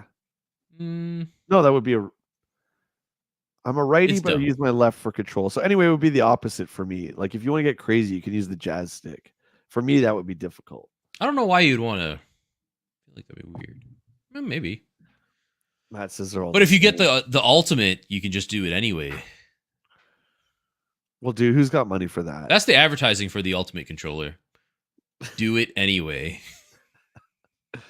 Micro switch control, dual auto fire, slow motion, left and right hand, 4 LED lights. Dude, the future is now. Bishu's back, baby. So, Hey, Narc. up and coming games for the NES. Got Narc coming out in July of 1990, guys. So mark that on your calendar. Top Gun 2, the second mission. Low G Man.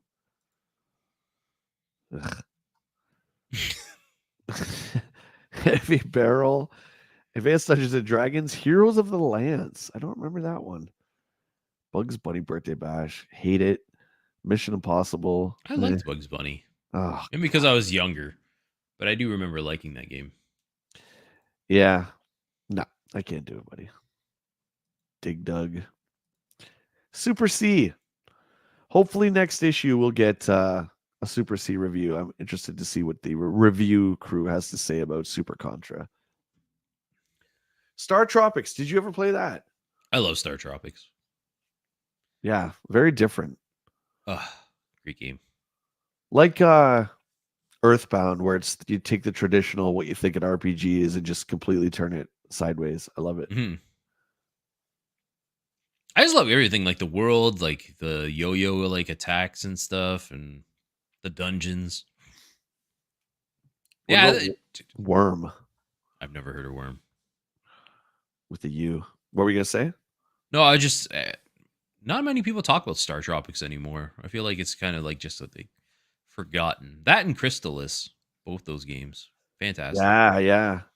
Star Tropics, I think, would be a good one to maybe not reboot, but make a third Star Tropics game. That would be cool. Just out of nowhere for like the Switch.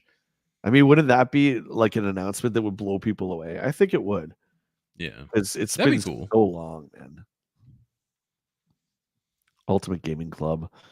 Hattress. What a garbage. I remember that. Look at Pipe Dream. Is that right? I played a lot of Pipe Dream on the by PC. Capcom, which was like just a ripoff of Rolling Thunder, same kind of style. Hattress, again, I never liked that stuff.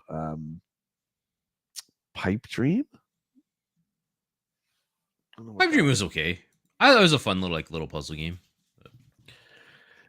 John, well, I'll tell you, the reading didn't get any better, but we moved on. There was a lot of reviews, and honestly, so many typos, grammatical errors. It was crazy. But yeah, it wasn't us; it was them. Yeah, that's right. Wizardry I never played, or Time Lord. So I have played Wizardry, but not Time Lord. Wizardry was basically Ultima, like the same kind of type game. Very wordy, very texty. Yeah, like not a lot of graphics. Just Abadox, I played. That's okay. Rally Bike, I never played. Bigfoot sucked. I think it was if I remember correctly, Bigfoot used a really unique control screen control scheme where you use two NES controllers. I think you had to use two D-pads at the same time to move it. If What? my memory serves me correctly, Really? I think. I think. That's Yeah. weird. It was different. Lolo 2 and Cosmic. What is that? Epsilon. Epsilon. There you go. Thank you.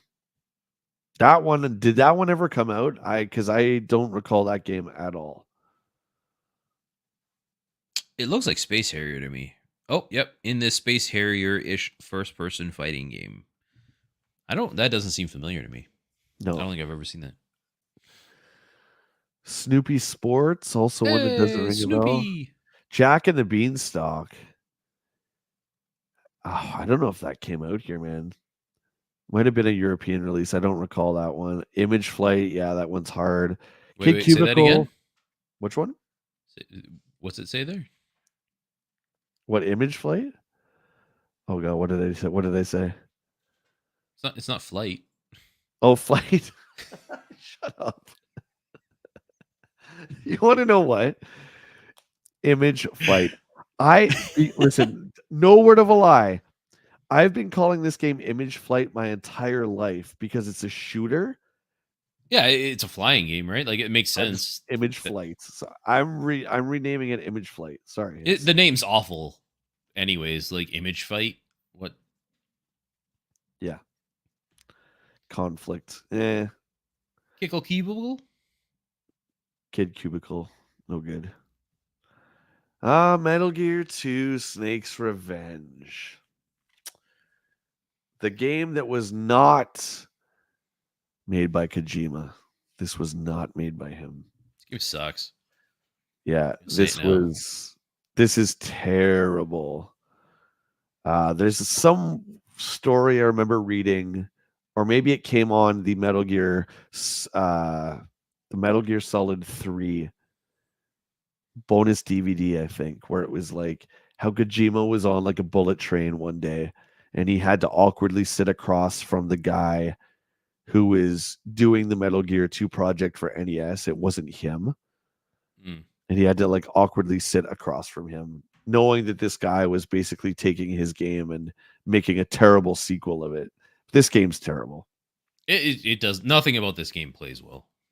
I've tried many a time to play through it. I don't like it. No. Pinbot Captain Skyhawk's a fun one. That one's I do remember Captain Skyhawk. Yeah. That one was pretty fun back in the day.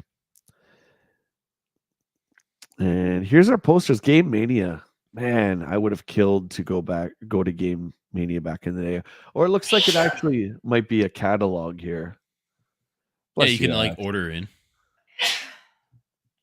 Not a previews. Ninja Gaiden 2, Battle Chess, Nightmare on Elm Street, Dino Wars. Spot? Yeah. Is that an actual like board game? I thought, was there not a Spot like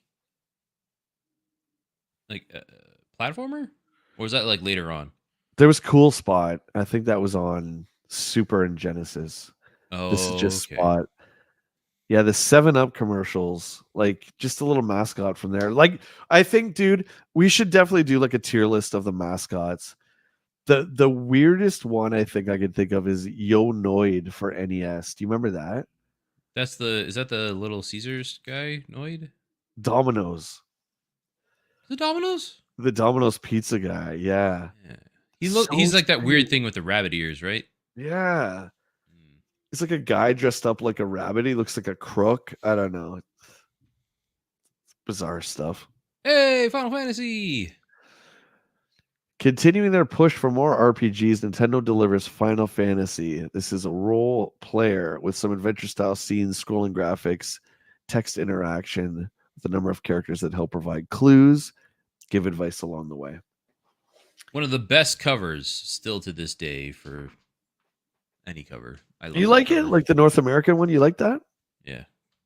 I love that cover. Very basic, yeah. This was huge. This was one that Nintendo published, but of course Square was the creator of this one. But for a long time, I thought this was an actual Nintendo first-party title because they pushed it like it was, right? Mm-hmm.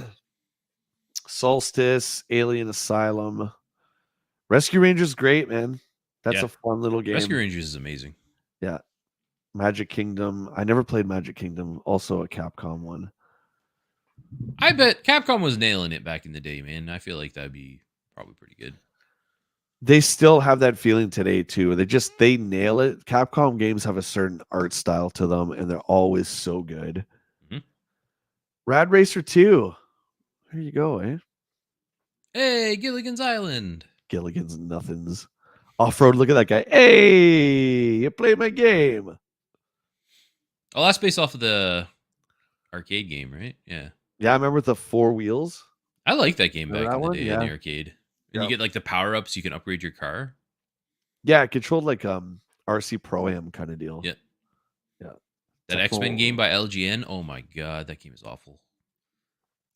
Oh, this is I had that because like X-Men. Oh yeah, I want to play as the X-Men, but that game is so bad. but they were all just little blobs. So like Yeah. Wolverine would be a yellow blob, Cyclops was like a blue blob. And Wolverine, like when he attacked, like his like it was the worst thing because like it had no range. So when he attacked, it was like these little blades coming, like beep, It beep. was like a little nubber. It was like Yeah. Link's sword from Zelda 2. It was like beep, beep. This little stubber. Brutal. This was what would you say this is the first of the LJN licensed games? I think it might be. This is the first time I've seen it in this publication. I can't tell you if it's one of their first games, but yeah, this game is bad. Yeah, Matt says the X-Men game was horrible, dude. It's so bad. I don't. And we all played it because we loved X-Men, right? And I remember playing it, and the cover art looked great. The box art was fantastic. Like the screens here look good. Like Wolverine's bio looks pretty cool. And then you play it, and it's this weird top-down thing, and you're just like, "What the hell is this?" Yeah, you didn't feel powerful at all. Yeah. Cabal, Circus Caper, Web World. Web World? I don't know what that By is. Matchbox? What is that? Strategy game? Interesting. Matchbox, I think of racing games. Al Unser Racing. I remember that one. Top Player Tennis, Built to Win. We're starting to scrape the bottom of the barrel here, ladies and gentlemen. Oh, Surfer. Back to the Future, awful. Back to the Future 2, meaning that Back to the Future 1 it already came out. So yeah, I guess X-Men is not the first. Because LJN did the first one. Yeah, Back to the Future 2, slightly better than the first. The first one is really bad, man. Again, another one of those top-down games. And the character, again, I don't know what they're thinking. The character looks nothing like Marty. He has a black tank top. It's like, what? Yeah, they really didn't pay attention to the source material. Puss in Boots, Bad News Baseball was pretty good. Silver Surfer is one hard shooter. Oh boy. A lot of people give Silver Surfer shit for like being bad, but I don't think it was just bad. I think it was just overly hard that people disliked it. Well, it's one hit dead if I remember correctly. Yeah. So which like yeah, the surfer's like a cosmic being, so it's kind of funny him running into a wall like murders him, but or getting shot, yeah, by like a little alien, and he's like falls off his board too. It's so like, brutal. Wall Street Kid, who is this for? Unique RPG we saw at CES. Instead of collecting armor and weapons, you increase your booty. What? You fight corporate battles, collect cash and stocks, and increase your portfolio. Who is this for? I've never played that. It came I out. kind of want to try it now because that seems dumb and unique. Sofel. Who the hell is that game developer? I wonder if this is like, maybe let's try and get the parents into gaming. I know we'll make like a RPG style where you're the Wolf of Wall Street. Like, yeah, that'll work. Great game. Punisher. Nope. It's okay. It was like Operation Wolf, right? It was all right. Isolated Warrior. Don't know what Never heard of that one. Black Manta sucks. I remember renting that and being so disappointed. Castle of Demons and Rocket Ranger. Yep. Never played. I remember playing Rocket Ranger. Did you? Yeah. It was okay. Take the Nazis out of the computer version, and you get Kimco's NES translation, good graphics, and a number of varied contests. Test your skills to fight through standard play themes, as well as a large animated screens and more. See, Rocket Ranger. I was thinking of the Rocketeer. Yeah, that's so I played this years later, but I as a kid I really liked the Rocketeer, so I was like, "Oh, Yeah. this looks kind of the same." It's not bad, but it wasn't what I was looking for as a kid. They did have a Super Nintendo Rocketeer game though that was awful. Okay, do you have the Googles? Yeah, why? Can you look up License to Kill? There's no way that came out. There's no way. If there was a Timothy Dalton Bond game, I would have lost my mind as a kid because he's still my favorite. There's Canceled no way. NES port. Originally, this port was licensed. This port of License to Kill for Nintendo Entertainment System was written by Sam Nicole. The game was finished, but Dumark, who was the publisher of License to Kill, did not think it was worth releasing because it came out quite a while after the film. So there is a finished product, like there's a finished game. So that means like somebody could have something out there, but they just never brought it to print. So it's probably out there somewhere online then to find. You think so? Yeah. But it's Tenjin, so who knows? I might search for it. We'll see. Police Academy, there you go. Another one that never came out. We checked that. Yeah, we confirmed that. Yeah. ADHD is wild, 100% Panda. Future Stream, yeah. License to Kill. I'll find it, buddy. Zybots. Everybody using X in the names. Stop it. Well, that one's a little easier. I'm pretty sure that's how you say it. Zybots. Are you sure? Could be Shebots. Oh, Shybots? you're gonna open another dimension. We just got the other one taken care of. I think. Yeah. I don't know. We got Zizzies and Shybots. Pictionary. That sounds like fun. The Moffat Conspiracy. That one was pretty cool. I never heard of that. The sequel to Galago 13. Really interesting, like story. It was kind of like Ninja Gaiden with like futuristic police. I don't even know what I'm talking about. I can't describe it well, but it was if you played Galago 13 back in the day, you were one of the kids who were into anime back in the time. Yeah. And it was one I didn't really understand like much anime. until later on. Yeah. I was not an anime guy. So for me, this was kind of like, why do they look like that? Why is everything so crazy? Why is everything so hyper? And they're attacking each other. There's all these explosions everywhere. He's just standing there.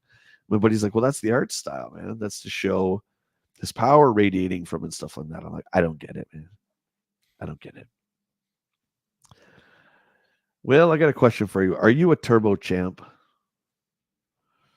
Turbo Champ Willie. It's official. Yes. Hey, Turbo Champ. Hey, Gemma Tohamadin. I don't even know what that is. Did that come out? Tomatin. Gempa Tomatin. Tomato. You say tomatin. I say tomatin.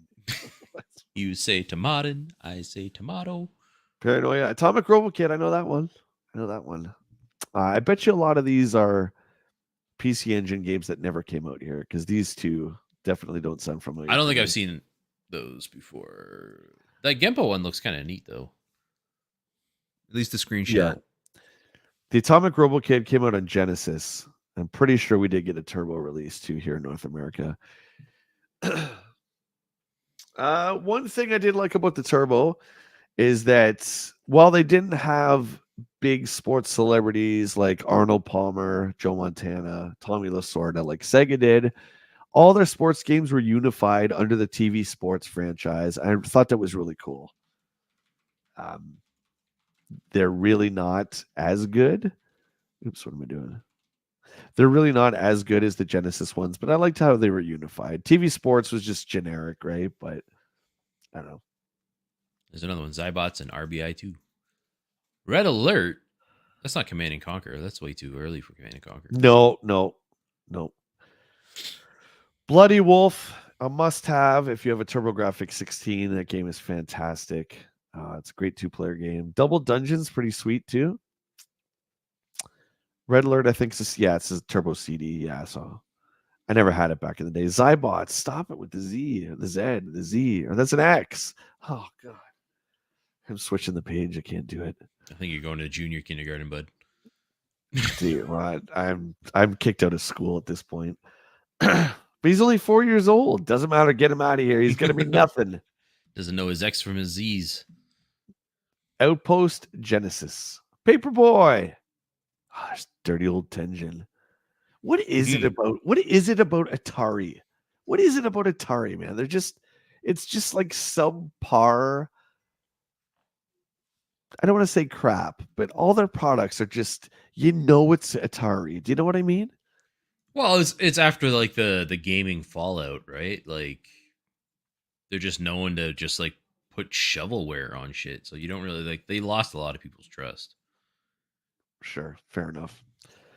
Hard driving that game stinks. I mean, early polygons, but still. Zybots, stop making me say Zybots, man. Thunder Force. There you go. There's a good one. That's a good one. Ooh, look at the Babe. I remember that Super picture. Monaco GP. That's actually pretty good. I like that racing Great game. Yeah. I remember seeing that screenshot and being just like obviously the supermodel looks great. And the racer too. That's an actual screenshot. I'm just like, yeah, this is like next level graphics. And that game is a lot of fun. And I'm not even a racing guy, really. I loved it. Great soundtrack too. Super Real Basketball. Moonwalker. There we go, baby. Here's three great ones. Yep. Yeah, this is the Genesis Ghostbusters, right? The Genesis one was good. Yeah. Very good. Very underrated. When people talk about Ghostbuster video games, I don't hear the Sega one brought up a lot. Sega made this one. Michael Jackson's Moonwalker, another great Sega game. Very different from the arcade counterpart, which was good because it gave you a reason to kind of play both. Cyberball, I think, was an Atari game. Yep, licensed from Atari. I never played Cyberball, but I'm not like a big sports guy for the most part. So it was all right. eSWAT Hard Yardage. What about the next one? I can do that one. Hang on. because I have this game. Herzog Zwei. I feel like that's right. Can anyone in the chat make fun of me or confirm? Herzog Zwei. I think that's how you say it. I got the next one. Atomic Robo Kid. I nailed it. Oh, good job. Tongue of the Fat Man. Oh my god. What? Oh, do you see that guy there? The screen in the bottom left, it's like a sumo wrestler, but there's a tongue coming out of his stomach. What is that? It's the tongue of the fat man, my friend, right there. Herzog Zwei is a time classic. It's great. I agree. That was a very original, fun game on the Genesis. Matt, did I pronounce that right? I never knew there was a Moonwalker arcade game until I started watching your streams, Jay. Yeah, the Moonwalker arcade game is awesome. So good. Okay, can you check this for me? Can you check Tongue of the Fat Man? Did that come out? Because this sounds I'm gonna Google this, and I'm gonna be put on some kind of watch list. Did it come out? Sweet baby Jesus. Just type in Tongue of the Fat Man Genesis, not just Tongue of the Fat Man. It's too late, man. Zwei. So I did do it. I did pronounce it right. Yeah, I said you sounded good. Yee-hee. I'm going to send you this screenshot. You can look at it and just... I don't want any of your viruses, for God's sakes. I'm just going to call this Fat Man. So does it exist? Did it come out? Hold on. Yeah, it came out 1989. Yep. Really? Yep. Okay, I'm gonna have to look that up. Cutthroat says eSWAT was good. I agree, dude. Great game. In Sector X, a really fun, original take on the side-scrolling shooter where you fight insects. You're like a little bee or a hornet or something like that. That was a lot of fun back in the day. Hot Bee. Whatever happened to those guys? Target Earth, if you're into Robotech style game, that was all right. That game's hard as hell though. Okay, you say the next one. Kageki? Yeah, it sounds right. Meh. Sounds right. Shove it. Yeah, shove it. Do you ever want to be a warehouse worker with dreams of getting your own sports car? I mean, it says what it is, the warehouse game. I'm good. Spider-Man. You know what's a weird thing though is like we make fun of it because you're like, you're just doing like you're living like a real life job task that people do, but you're making a game out of it. But there's freaking people that like, like there's Power Wash Simulator, there's Yeah. like stuff like Uh, that. The lawn mowing simulator, Lawnmower Simulator. Yep. they're actually fun. I'm not making fun of them. They're actually good There's games. But something about like, doing those tasks that's very therapeutic. It's just very yeah, stress relieving. I don't want to do Totally. those tasks in real life, but That's in true. video game form, I'll do them. When it's time to cut the grass, I'm like, oh, God, come on, just rain today. But I don't know that it's not necessarily as much the warehouse aspect of it is that I'm just really bad with, again, shapes and getting the shapes to move around. I'm terrible at that kind of thing. So Yeah. basic brain functionality is not my strong suit. Master System is still going. Shinobi Kid. So I don't know if I played that one. yeah, I thought this was Alex Kidd in Shinobi World. I thought it got renamed, but I must be wrong. I don't remember Shinobi Kid. Curb Stomp. Hey, thanks for hanging. We'll see you on the next stream, mate. Have a good Sunday. Oops. Thanks for being here. Slapshot Hockey, Nightmare Basketball, Tennis Ace, Psycho Fox. Yeah. I'm gonna get to the end here as we're going. Salt City looks kind of cool. Yeah. Yeah, again, dude, I don't know. You should find a Master System, man. It's a fun system to collect for too. I have one, though. Like it's. Oh, I you don't do know. have one. I have one, but I haven't booted it up in a while. I got it in like a box of like yard sale stuff. The corner is kind of like busted on it. I remember that. That was Yeah. our buddy. Yeah, I remember that. The corner was kind of busted on it, and I never actually booted it up. I was like, I don't know if this works or not. But I'm sure it'll be fine. If my 3DO survived the door hitting it. It's the loudest thing I remember hearing in my life. It was just boom. And we're like, oh. Thank you very much to Retro Mags once again for providing us with this awesome issue of Electronic Gaming One thing. April 1990. Buddy, that was a great trip down memory lane. I am bone dry on my coffee. Yeah, I need more coffee. So we need it. Once again, we'd like to thank Game of the Year candidate Walking Dead Destinies. Get that joke's old. Is anybody there? Hello? They all ran away as soon as we said sponsored by Game Mill. We've been streaming to nobody. There you go. Hey, thanks for hanging out with us. Are you streaming today? I will be. Yep. We're going to be playing some Valheim today at 2 over on Twitch and the YouTubes, where you can find me. So make sure you check out Willie Low, guys, today. And if you're interested in seeing our close to 5 hours of streaming that we did last night for our version of the Game Awards, you can check that out now on my channel. You guys have yourselves a great Sunday, and we will see you next week for the game streams. Cheers, guys. I got no coffee, but cheers. Oh, yeah. Hang on.